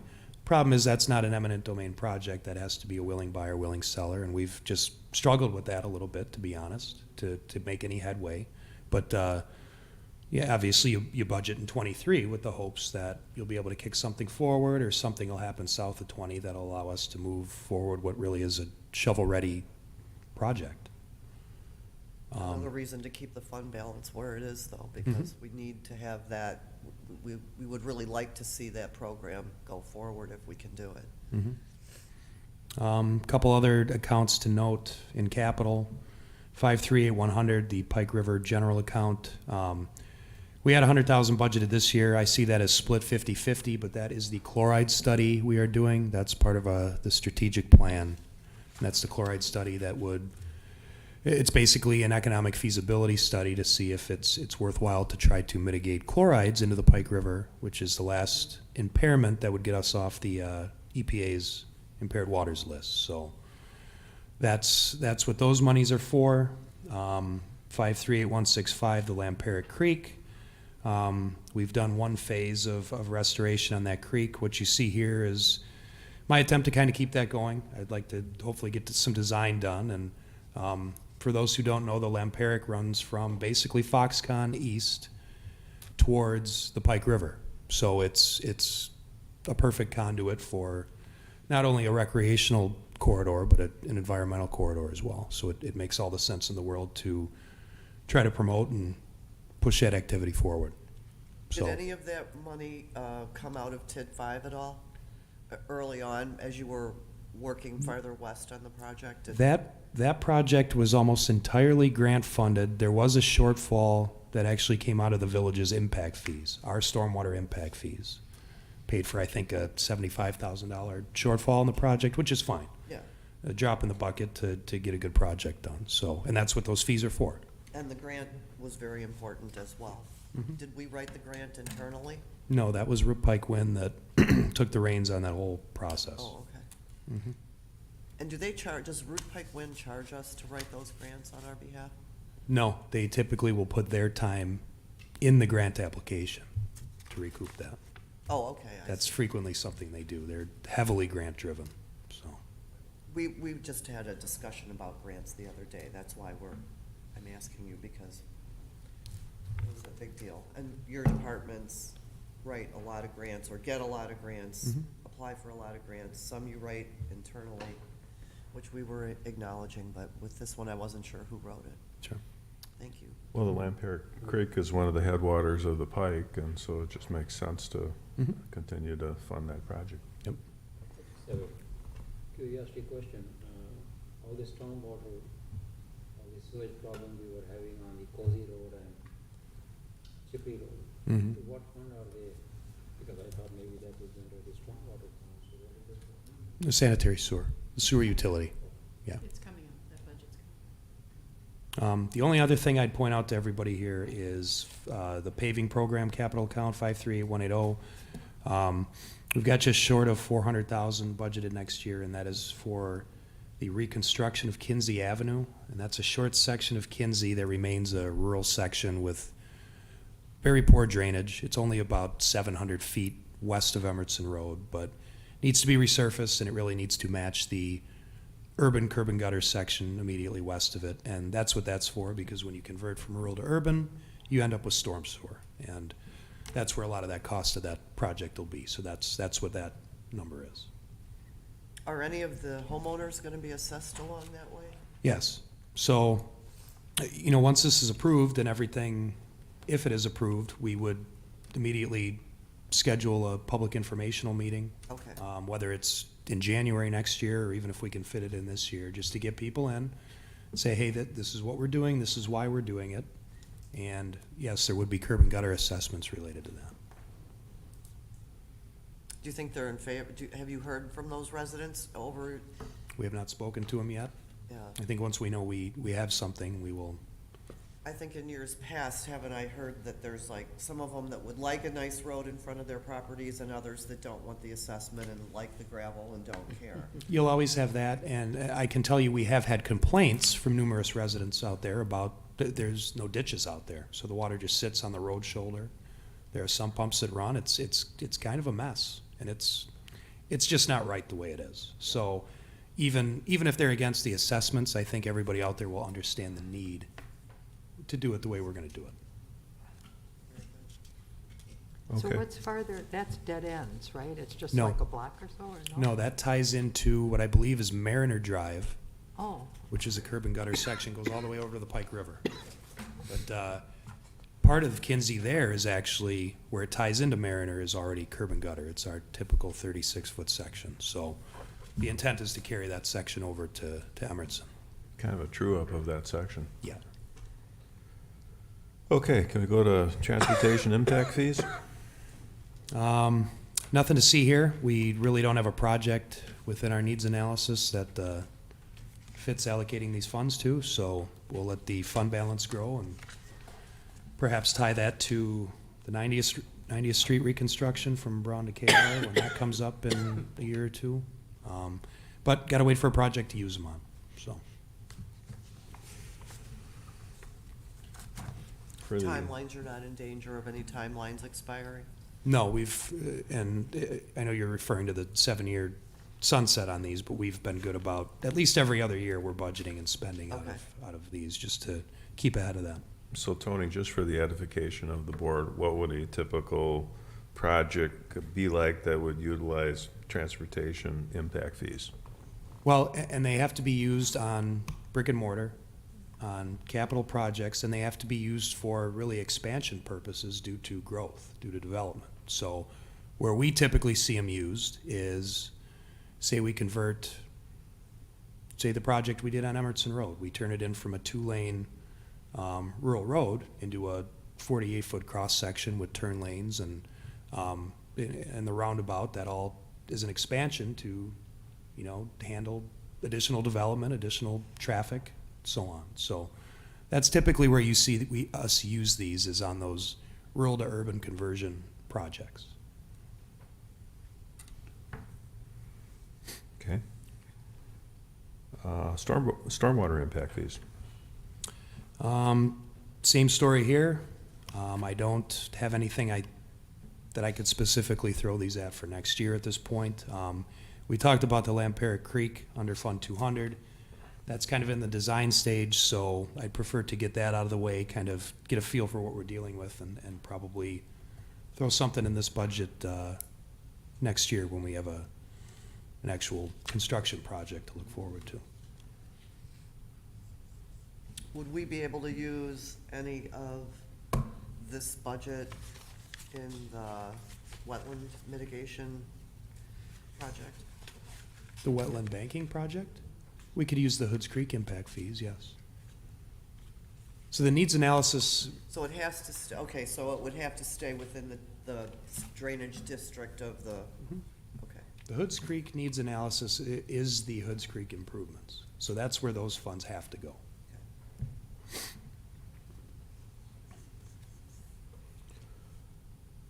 Okay, recycling. Excuse me. Recycling, you'll see the recycling fee revenue. Again, that's something that was implemented last year to go to single-family residences to kind of offset the levy cost, which, as it works out with the fund balance here and with the projected increase in costs, the 4% per GFL's contract, you come out where you technically don't need any property tax to make things balance, and you can just rely on that coming revenue to pay the contract for the year. Yeah, and Maureen makes a good point. There was no fee increase for this as well, and the stormwater fee did stay the same as well. I forgot to mention that.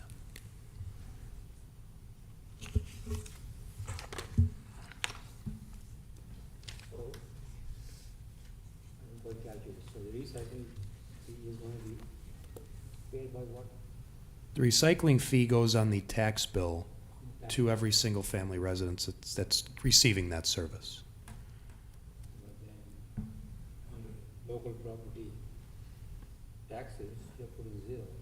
So they go on tax. Because if you look at the estimated year end, you have a fund balance at the end of '22 that's projected to be $226,506. You carry that over to the beginning fund balance, and the numbers work such that you do not need property tax along with that fee revenue to make it I work. think potentially in the future, we probably will have to put in on the local property tax line again, but we did have a healthy enough fund balance to not have to levy this year. Or increase the fee, for that matter. That's happy news. Very happy news. Solid waste. Very similar here. You don't have that fund balance issue here, but you see the local property tax will fund that. As far as expenses go, similar issue per our contract with GFL. They have the ability to raise Their charge is about 4%, and which is typical in the industry, and plus that also handles any new homes that would come on board during the year. And that's where we're getting our projected number for next year.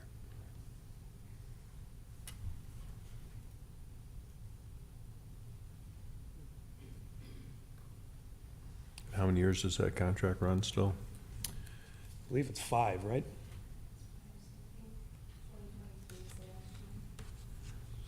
For GFL. 2023? 2023 is the last year, so. I thought that was just redone. Yeah, it might be a couple more years out. It could be, not sure. Okay. You're talking about the GFL contract? Right, the solid waste.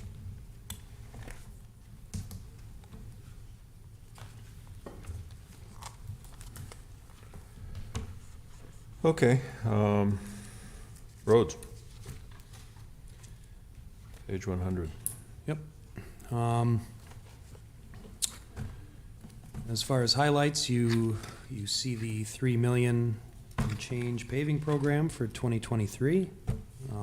Staying with our original strategic plan goal of having a plan or a 5-year plan that reflected a program of that size on a yearly basis. We have some placeholders for any sidewalk replacement and street lighting that come in every year. Typically, we'll get 2 or 3, 4 street lighting requests that we'll bless, and if there's any sidewalk that needs to be repaired, we have a stipend for that as well. Lastly, the Lake Park Bluff restoration, 531945. I think everybody remembers the federal grant that we received that Lindsay worked so hard on. We did get that. That made it through, and we have a relatively small portion of that project, but what you see next year is just our portion of the design. So the construction will come in '24. That number will be much larger, but it'll still be whatever it is, the 18% that is our cost share, or might be lower 20s, something like that. But anyway, a large chunk of change coming into the village to shore up Lake Park. Do we remember what that total award was? Wasn't it 1.6 million or something like that? It's just short of, that's, I think, total project cost. I think we're just shy of 1.2 million in grant funding, right? Yeah. Yeah. Where is that on here? It's not yet. Oh, it's not. That'll be money that'll be coming next year for the following year. Couple of questions on roads. Okay, so this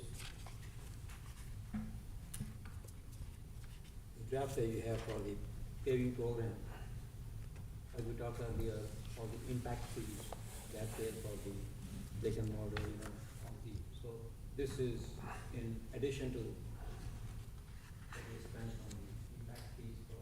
Impact fees are typically going to be part of a separate project. Right. The paving program is typically road resurfacing. In addition to those. Yeah, so this isn't an expansion of a facility, this is just resurfacing of an existing. My next question is on the proceed from debt premium. Proceed from the debt road is 0, so we are not borrowing any money, but what's the difference between debt premium and debt road? Are we borrowing money? Mike? Page how Yes, yeah, we were planning on borrowing 1.1 million. What's the difference between? That's on the roads line, isn't it? No, it's under. Oh, it's on the wrong line. It should go under roads. Yeah, but what's the difference? A premium is usually capitalized interest, so it's money that you borrow for, and it pays back maybe the first couple years of the debt. So, to be honest, it's something that belongs in our debt fund, 300, as opposed to even being in this line. So, yeah, we'll move that down one to the debt for roads. I just confusing. Yeah.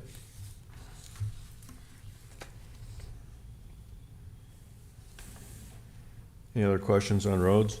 I had one question. I had gotten a call from a resident asking, as they saw us paving here and there, asking about crack filling. And is that a line item on here? Am I missing it? No, because we do that in-house. We do that in-house, so your materials are taken care of in your material budget, and your salaries take care of the rest, your equipment's in there, and then the oil as well is okay. They just did it right out here. That's why some of the road was closed. That goes back to the operating budget, doesn't it? Yes. Right, into your main operating budget. Yep. Okay, I'll let you know who that person was. I'll send an email, so at least we can tell them if their streets, they feel their street is in need. So. Okay. Yeah, people do ask from time to time, well, when is my road in line for repaving? Yep. Or crack filling. Yeah. My road needs to be crack filled. I'm like, okay. All cracked up. Well, he's obviously concerned. Any last questions for village roads? If not, we'll jump over to sewer utility, 118. Okay, sewer utility. In the revenue section, a lot of what you see for the next year is just basically estimates. So the best data we have is the first 2 quarters of this year. That's the most recent data. A lot of this is based on water usage, so it can fluctuate significantly. So basically what we do is we take the first 2 quarters of the year and multiply it by 2, and that's the best number we can throw at it. And obviously those change slightly as we get into the year. You can see the ARPA funds up towards the top. Those are still there. That will go to one of our 2 pet projects, Chicory or Cozy Acre, this coming year. We're finalizing or starting design on both of those projects. So, any questions on revenue?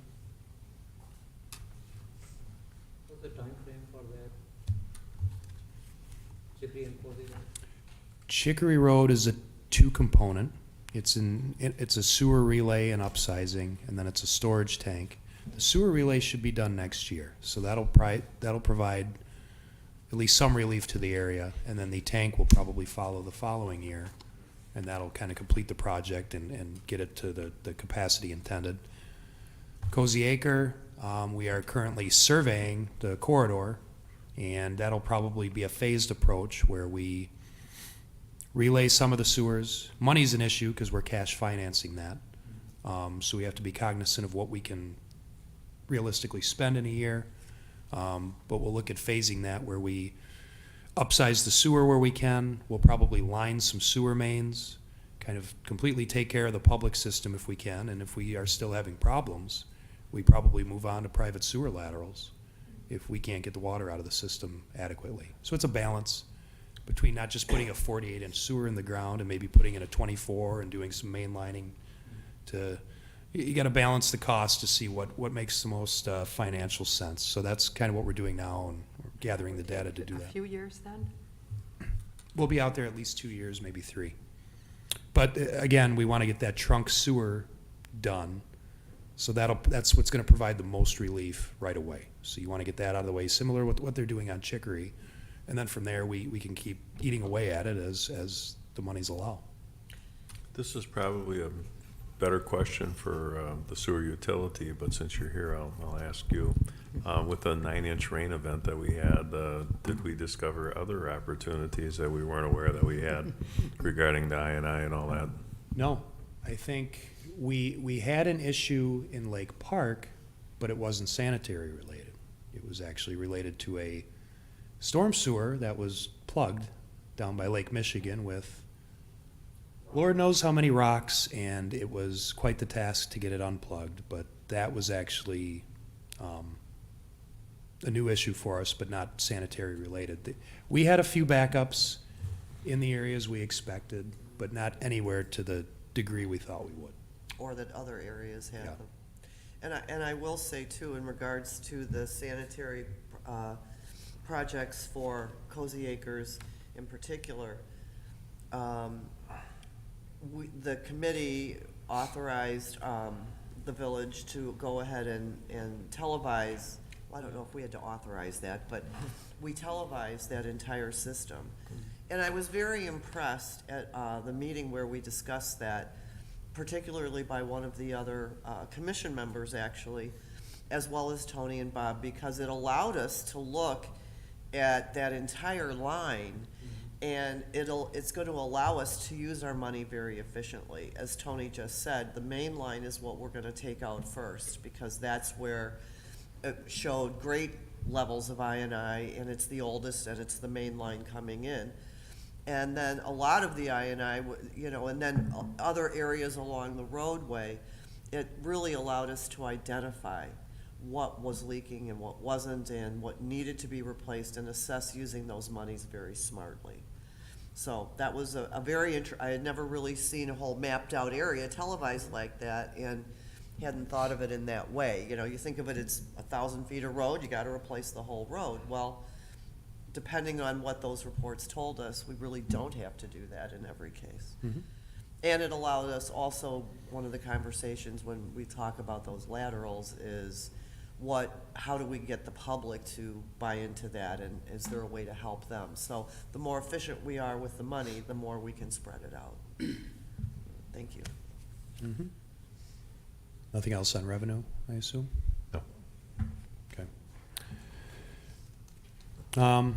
Just a few items to point out in operations. Treatment charges, that's one of our big money items, 529010. Those are the charges we pay to the city for the wastewater treatment plant to treat all the sewage that comes out of Mount Pleasant.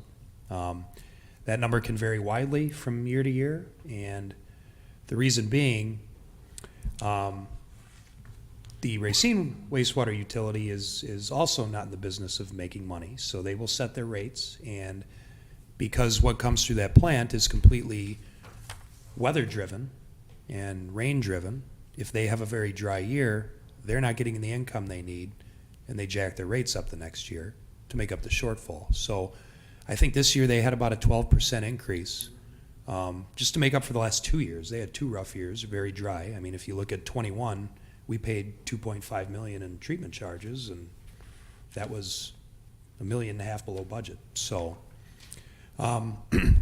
this number can be all over the place. If they raise their rates like that, we get a very wet year. That number very well could be 4.2 million. It's hard to tell, but you see the trends over time, and but again, that's kind of an explanation of that rather big ticket item in the budget. And since we all went to the meeting at along the lakefront, we understand that agreement now much better than we did before, and still want to change it. So. I would point out some of our debt service accounts, 582-100, 582-110. These are the payments we make to the city so they can pay off their clean water fund loans on joint projects. And obviously there's a huge drop between this year and next year, and what you're seeing there is the final 20-year payment on the plant expansion that took place when that sewer agreement was put in place.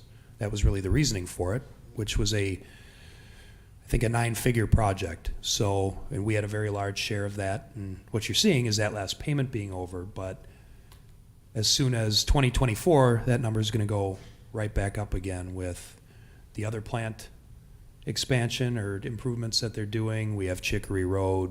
We have another $10 million obligation on a project within the city on their zoo interceptor. So that's not going to last long, but So we can run, but we can't hide. Yep. Now, is the zoo interceptor the same one as the one you're talking about that's gonna help meter 11? Yes. Okay, and that's a huge project. And in order for us to get 2 of our areas out of moratorium, which is another discussion we have to have with the city, we have to cooperate with the city and build a huge storage basin, but in the city. So we obviously contribute a great deal to that meter, but it's a huge project. Wasn't it about 50 million when we looked at it? Mm-hmm. So. Pretty sure Tony's made that offer time and again. Mm-hmm. Right, so anyway, that's, yeah. So, enjoy 2023 while it lasts, in Yeah. other words, Mr. President. Brag about it all day, and then we'll, look what we did. Capital. Sure. The plow for the one-ton dump truck, that's basically, so we wouldn't have to use highway equipment to plow what are basically the lift station driveways. That'll just kind of free up another piece of equipment on the highway end if we purchase that.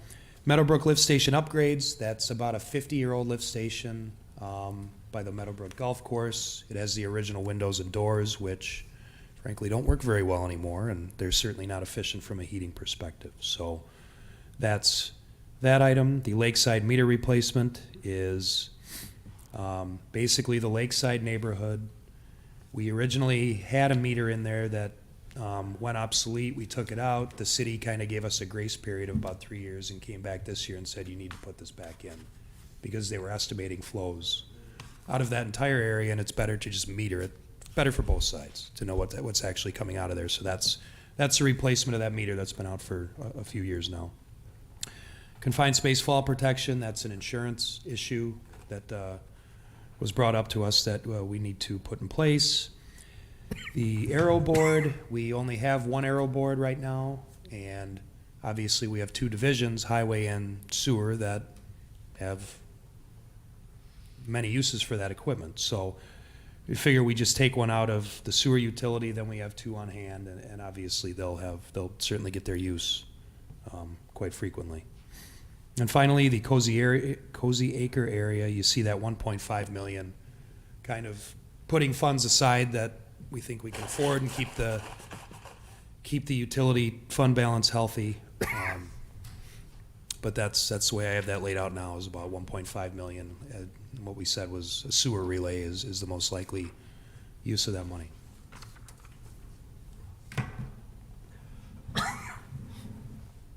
Any questions on capital?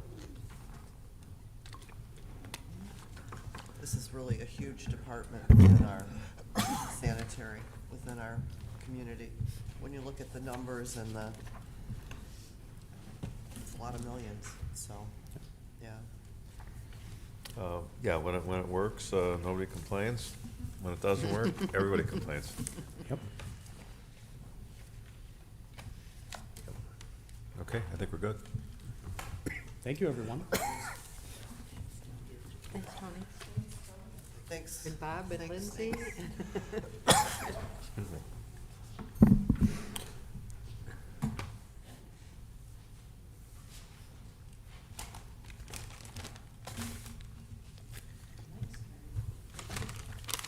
Okay, Mike. Back to page 12.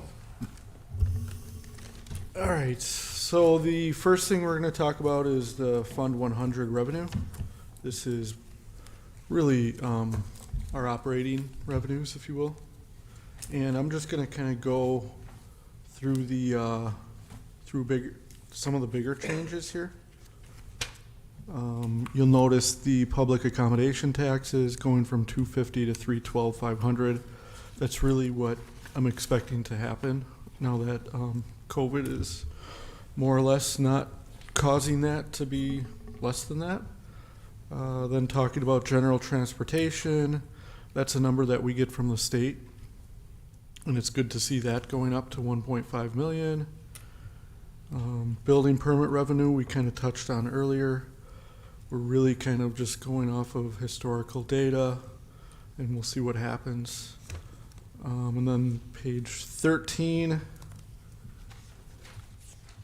Again, a lot of this stuff was kind of talked about yesterday. A lot of this stuff is fire related. You'll see the fire 102 going up from 8,000 to 20,000. That was the number we got from our fire chief. He touched on it yesterday. Same with the fire sprinkler, 100,000 to 160,000. The bill for Sturdivant, 1.375 to 1.45. So, yeah, that's kind of the bigger numbers. If you all have questions, please let me know. So overall, up about 2%.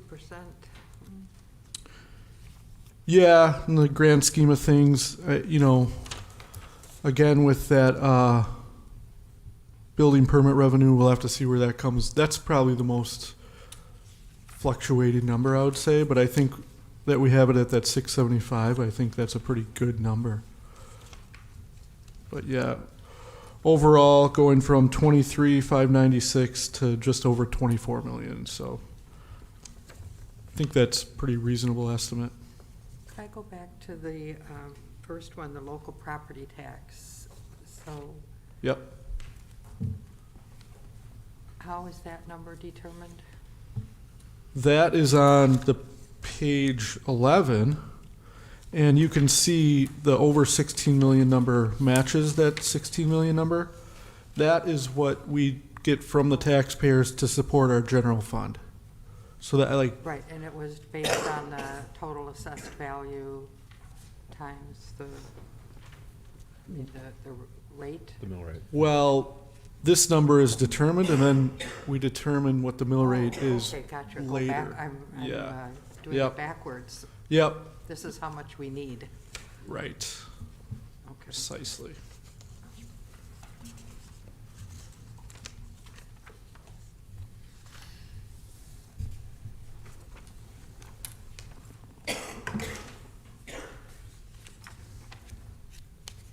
Any other questions on revenue? This is the money in part.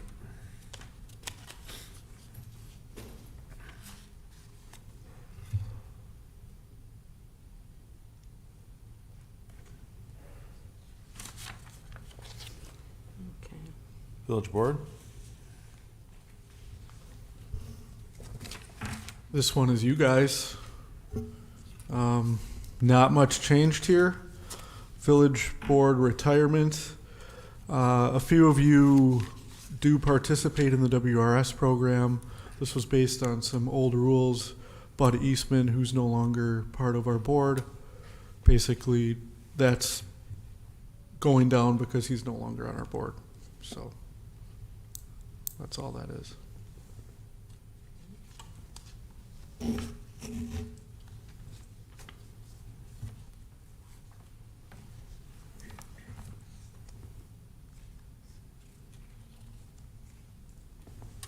It's a pretty lean operating village board.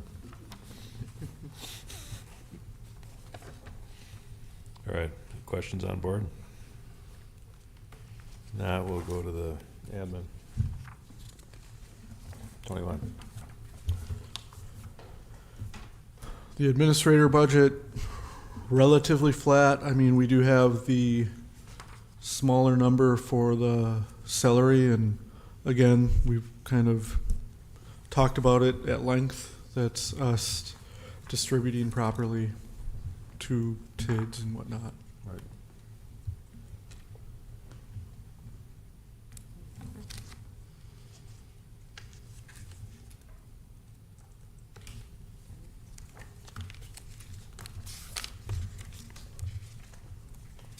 What is this?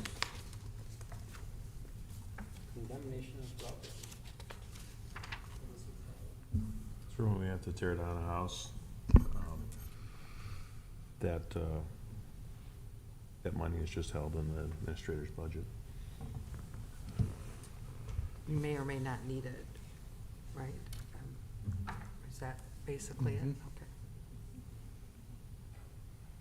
Okay. Wasn't in the budget in 2021. In 22, we had that, and we're forecasting we'll use that all at the end of the year. I mean, we'll see. I don't know. I'm not sure at this moment, but, you know, in the past, I think it was one of those things that would just come up, wasn't budgeted, and I think it's better practice to budget for something like that.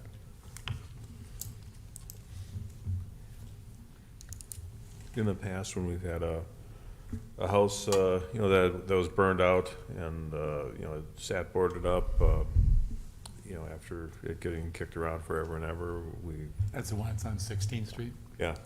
Yeah, I go by that so many times and I'm like, what are we doing? It's been sitting there for 10 years, more than that probably, where the guy tried to kill his girlfriend or wife or whatever, tied her up in a chair and lit the house on fire. And the house just sits there and nothing's happening to Yeah, it. we had one on Warwick Way for a while. We've had another couple down in the Lakeside neighborhood as that neighborhood's been being improved. House gets scraped, the land gets sold to, right. Anything else for administrator? Okay. Finance, 31. Finance, this is a very great department. No, not much changes here. Distribution again to the TIDs and whatnot. Flat operating. I will say that one of the plans for 2023 will be putting together a financial plan, and I will have help from Ellers on that. And that, again, will help get us kind of a 5-year capital plan, maybe some sort of debt management plan, something to that effect. So that is included in this budget in that contracted services line.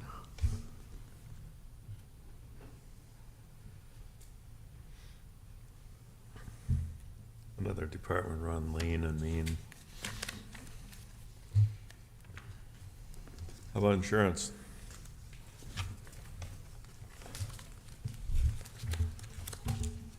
You know, insurance is just really relatively flat. For the 2023 proposed, you will see a jump in the liability from 120 to 141. That's just based on the estimates that we got. So that should be pretty good numbers on that department.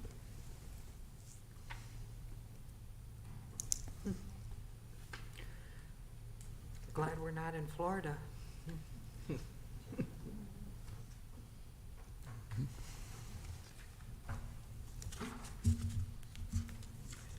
Interestingly, I was having a conversation this morning about Florida, and we're anticipating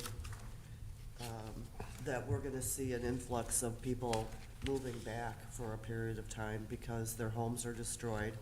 They're not gonna get them rebuilt, and they can come here, and there's housing available for them. And the realtors have already had some calls, and so kind of an interesting trend. I think that'll help us over next year in the different departments that are impacted by new construction and so forth. Public health.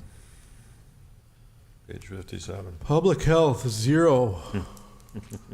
As you all know, this moved to Racine County. We don't have any help. So this is no longer one of the departments that we have to contribute to.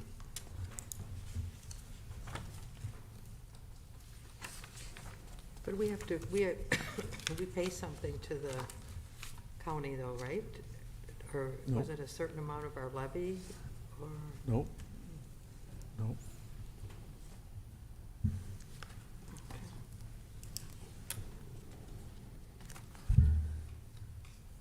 Special assessment, 65.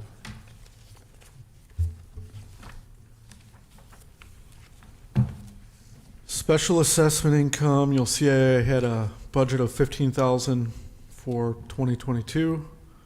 We actually collected over 140,000. Big reason being the Oaks Road project.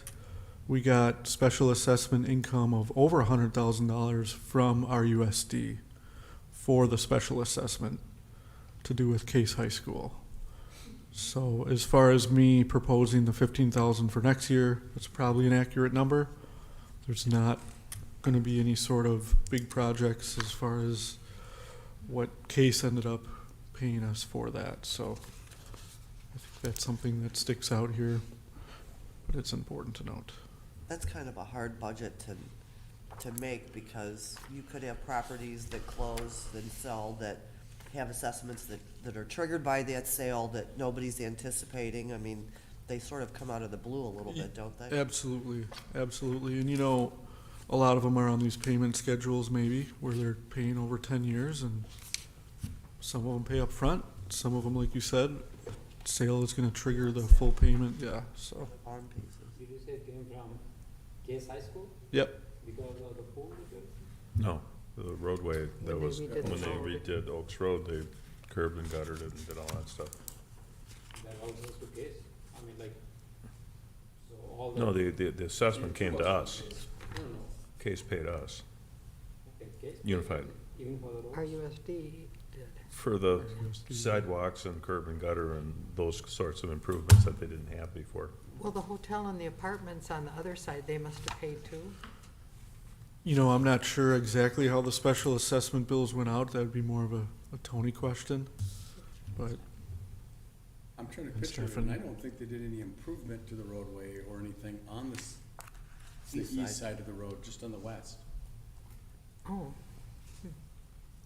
I pass did by some there when I curb go to repair on the KFC east side, sometimes. but Not they sure. didn't yeah. widen it at As all. long as it's coming in and not going out. Well, to Nancy's point, don't spend your assessments before Right, you get them. right. Okay. Water connections. 66. Yep, so these are really the rec fees that come in. Again, Claude spoke briefly about how we decreased the rec fees to $500 for a single residential property, down from, it was over $3,000. We do have an agreement with Racine to pay some sort of loan at the bottom, so that schedule is based on that loan. But we are the ones who are collecting the rec fees. I wonder why it's called a rec fee. Residential recreation. equivalent Residential, Residential Equivalent. equivalent connection. unit. Oh, Equal and something like Yeah. that. it has nothing, but it doesn't say anything about water. No, maybe, yeah.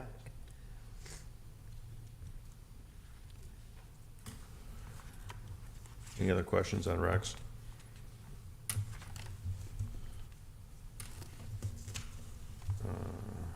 Bus service, everybody's second favorite. Bus service, page 82. Right now, we're collecting taxes of over $238,000.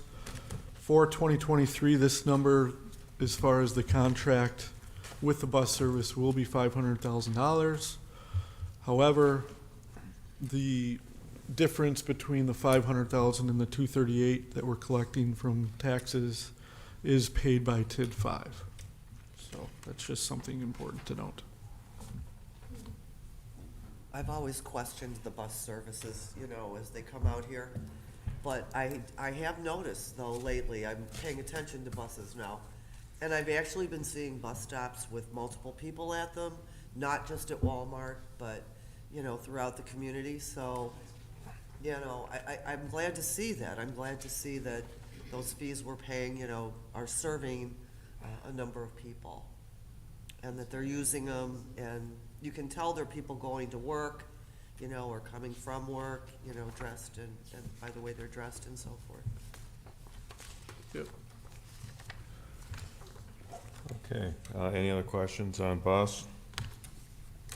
Then we get to go to shared Racine revenue, which is Maureen's favorite. Yep, so with this one, the contract did go from 1.45 up to $1.74 million. This is based on a formula that they have, and it's based on equalized value. So up top, you'll see the revenue we have coming in. The property tax we kept flat at $300,000. Connection fees, that's a reasonable estimate. And then the transfer in from TIDS is an important number to look at. That went from 400,000 to 766,000. You know, our equalized value has gone up recently, obviously, and I think a lot of TID development. So what I came up with was for the TIDs to kind of help pay for a little bit more of their share. So that's where that number comes from. Is that from all the kids combined? Yep. And this is for the sewer? No, this Or is is, this the library, the zoo? this is based all on a of that? contract that we have with Racine Water, sewer, Racine, Okay. yeah. Everything. Was the purpose of the meeting on the 21st of September? And you would have gotten a new box. I did. I haven't read it yet. This is the agreement that goes back to when we first became a village back in 2004. And the buy-in for us to become a village was that we needed to have this agreement to give Racine more money because, you know, at that point, Racine's borders would be closed. They wouldn't be able to annex the village, you know, once we became a village. So that was, well, it's that too, but that was the going-in price to become a village. You call a spade a spade. It was, Just kidding. And if there were less moratoriums, Yeah. the payment would be higher. Nancy likes that. that's truth. If there isn't anything else, shared revenue, we'll go to OPEB, page 120.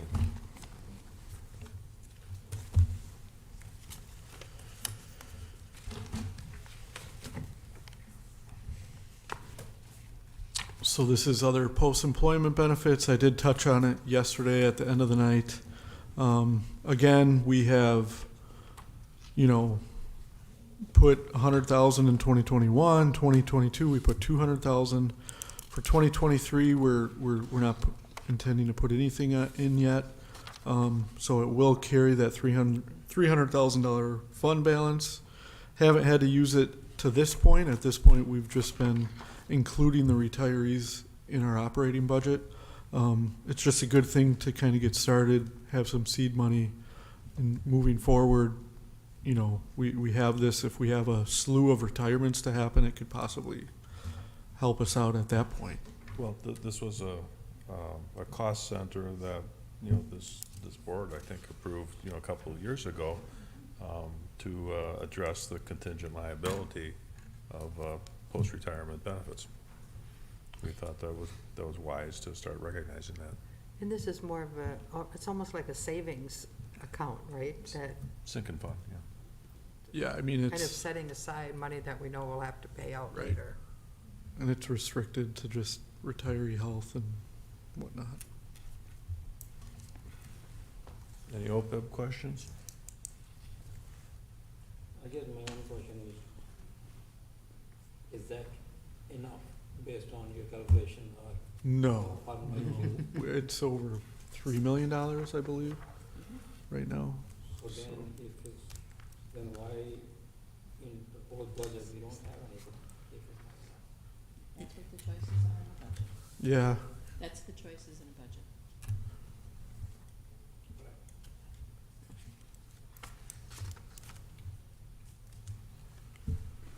Okay, debt service.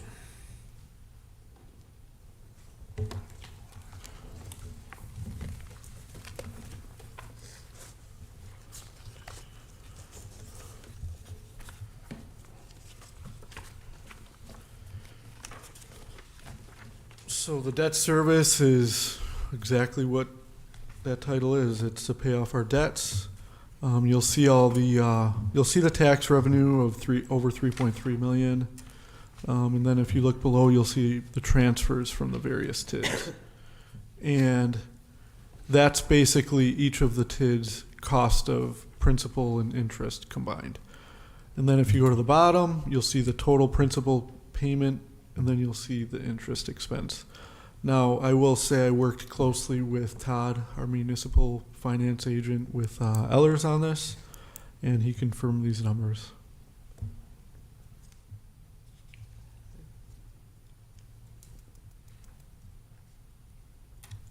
This includes, like you said earlier, 1.1 million we plan to borrow?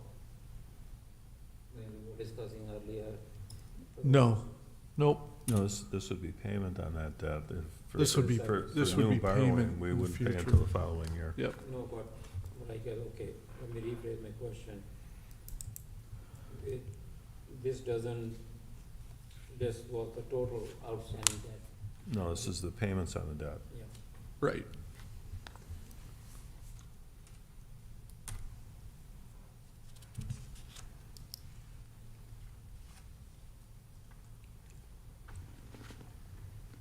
Any other questions on debt service?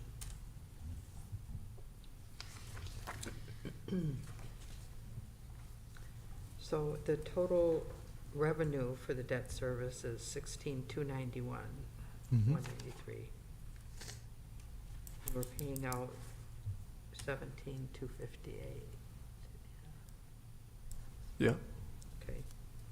There's some carryover from previous years that have to do with what's called capitalized interest. That capitalized interest sometimes ends up in this fund, and it's not paid out until years later.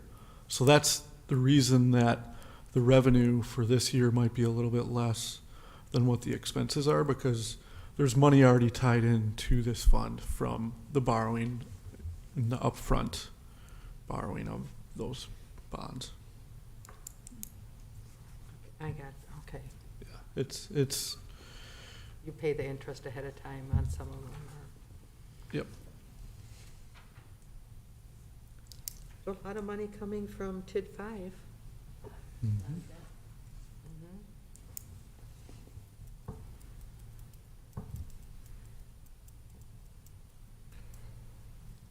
Okay, next page, capital outlay as a whole.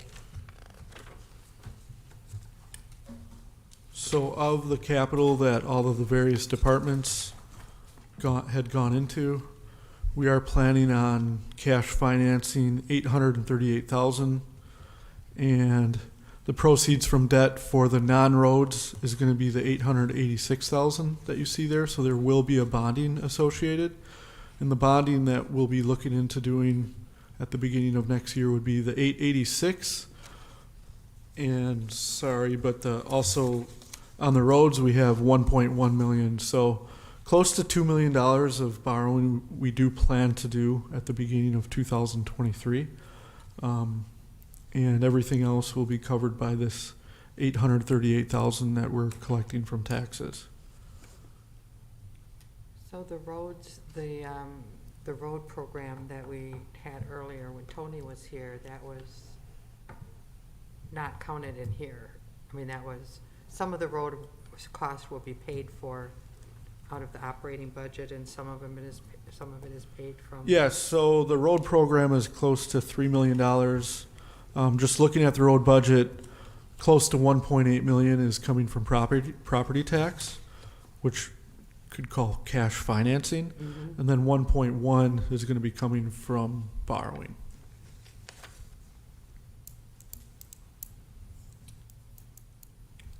But it's worth mentioning that up until last year, we never cash paid for roads. It was always borrowed for, or we didn't do roads. So we built that 1 point whatever into, we baked that into the cake going forward. Proceeds from other debt, Right, project section and under budget. right. We were pretty good. Now, thanks to the board primarily, we have a real favor budget. You've got a story, I'm sure each one of you have a story of someone that's reached out. Like, what's the term on the debt? Like, so we have these, I'm watching interest rates just continually go upward.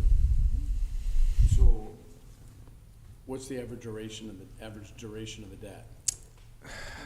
Yeah, either 10 or 20 years is what we've been So doing. new debt is low rates, we're not gonna have to worry about that so much, but future debt here is gonna,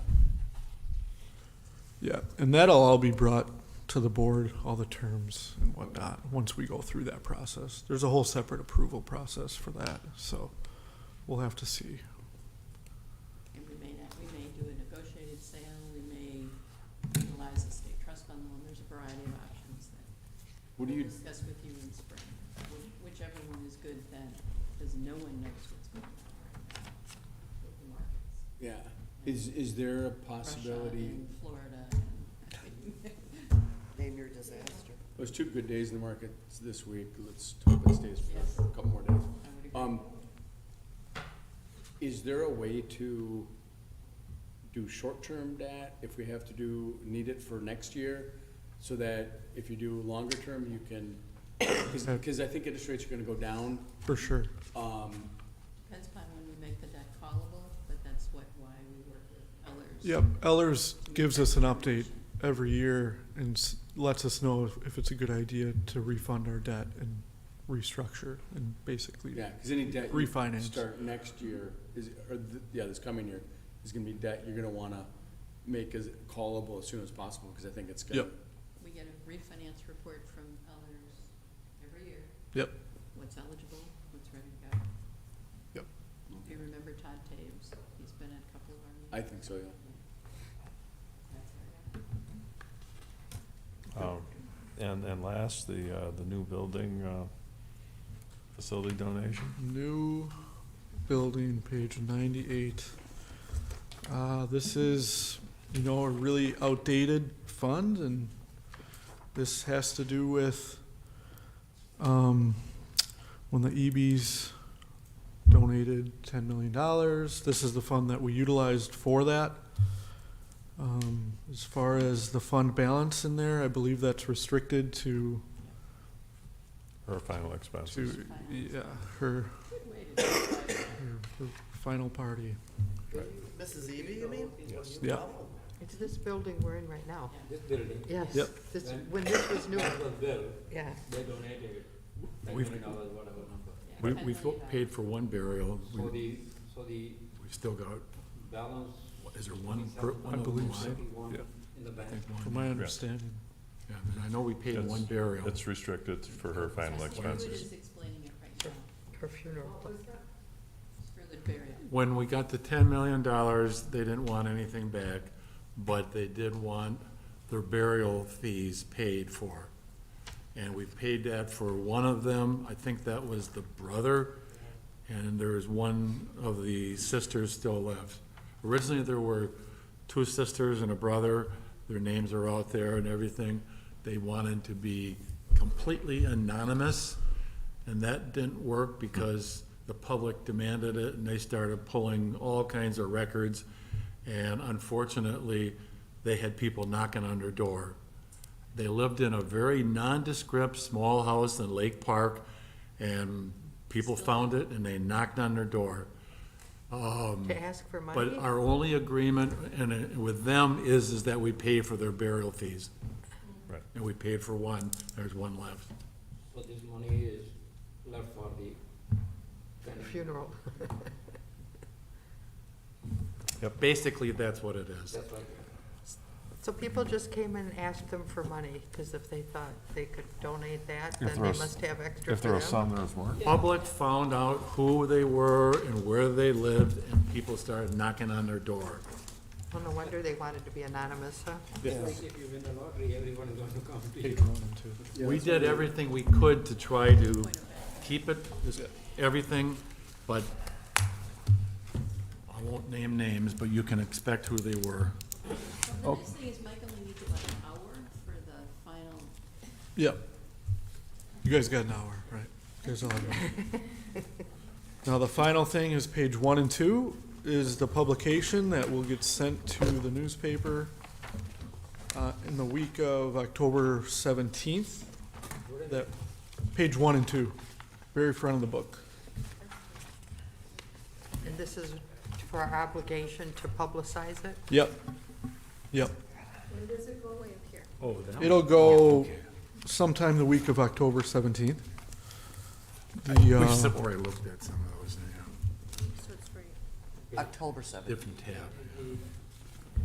Well, next steps, we're getting to that. So we're gonna vote on it November 14th. yeah, that shows. Public hearing on the budget I will was be just like- November 14th at 6 PM. That's our regular meeting in November. Well, on this, it says the public hearing's the 8th, and the voting is the 14th. Is that right?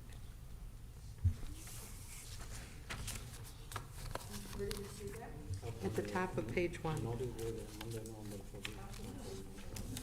What page? This says on November 8th.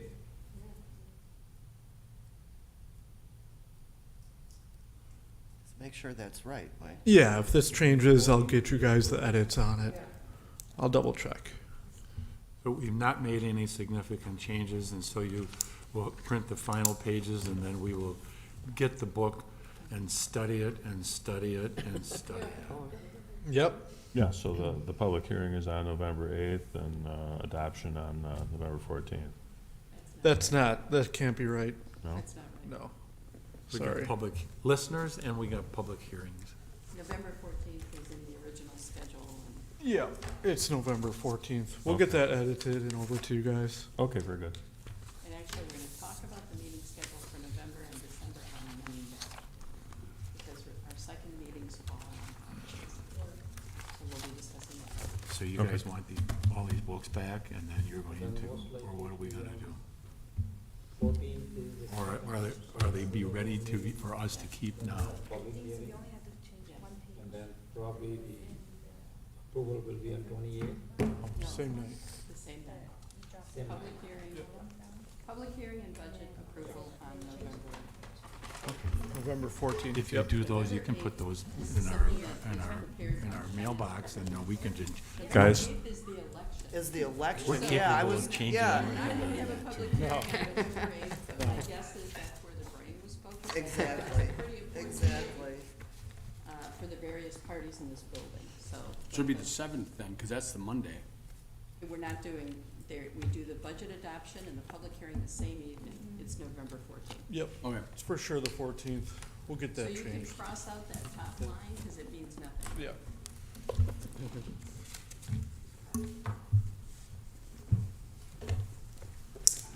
Oh, we I think lost you our all little did a name very tags good on job of, you Yeah, know, wow. last year was a big year. We had some really interesting, the increases, and I think that was really sustainable, so that, and you had promised us that. You would talk to us about that, Maureen, and said, this is gonna look like a big year. But now we've reached a sustainable level where you're not gonna see the huge up and downs that we have had to promote or had to present to our residents in the last, 5 or 6 years. It's going down. That's the best way. At least our portion of it. Well, it's, Then It- there's it's- our USD's portion.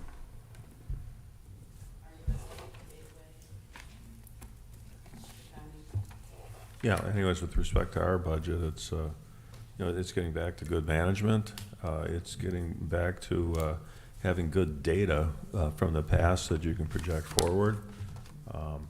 And so we're not chasing these wild numerical swings that we were getting because we were doing a lot of guessing and filling in blanks and hoping for the best in some cases. Now we've got data that we've been able to capture over the last couple of years, and we're able to forecast that much better.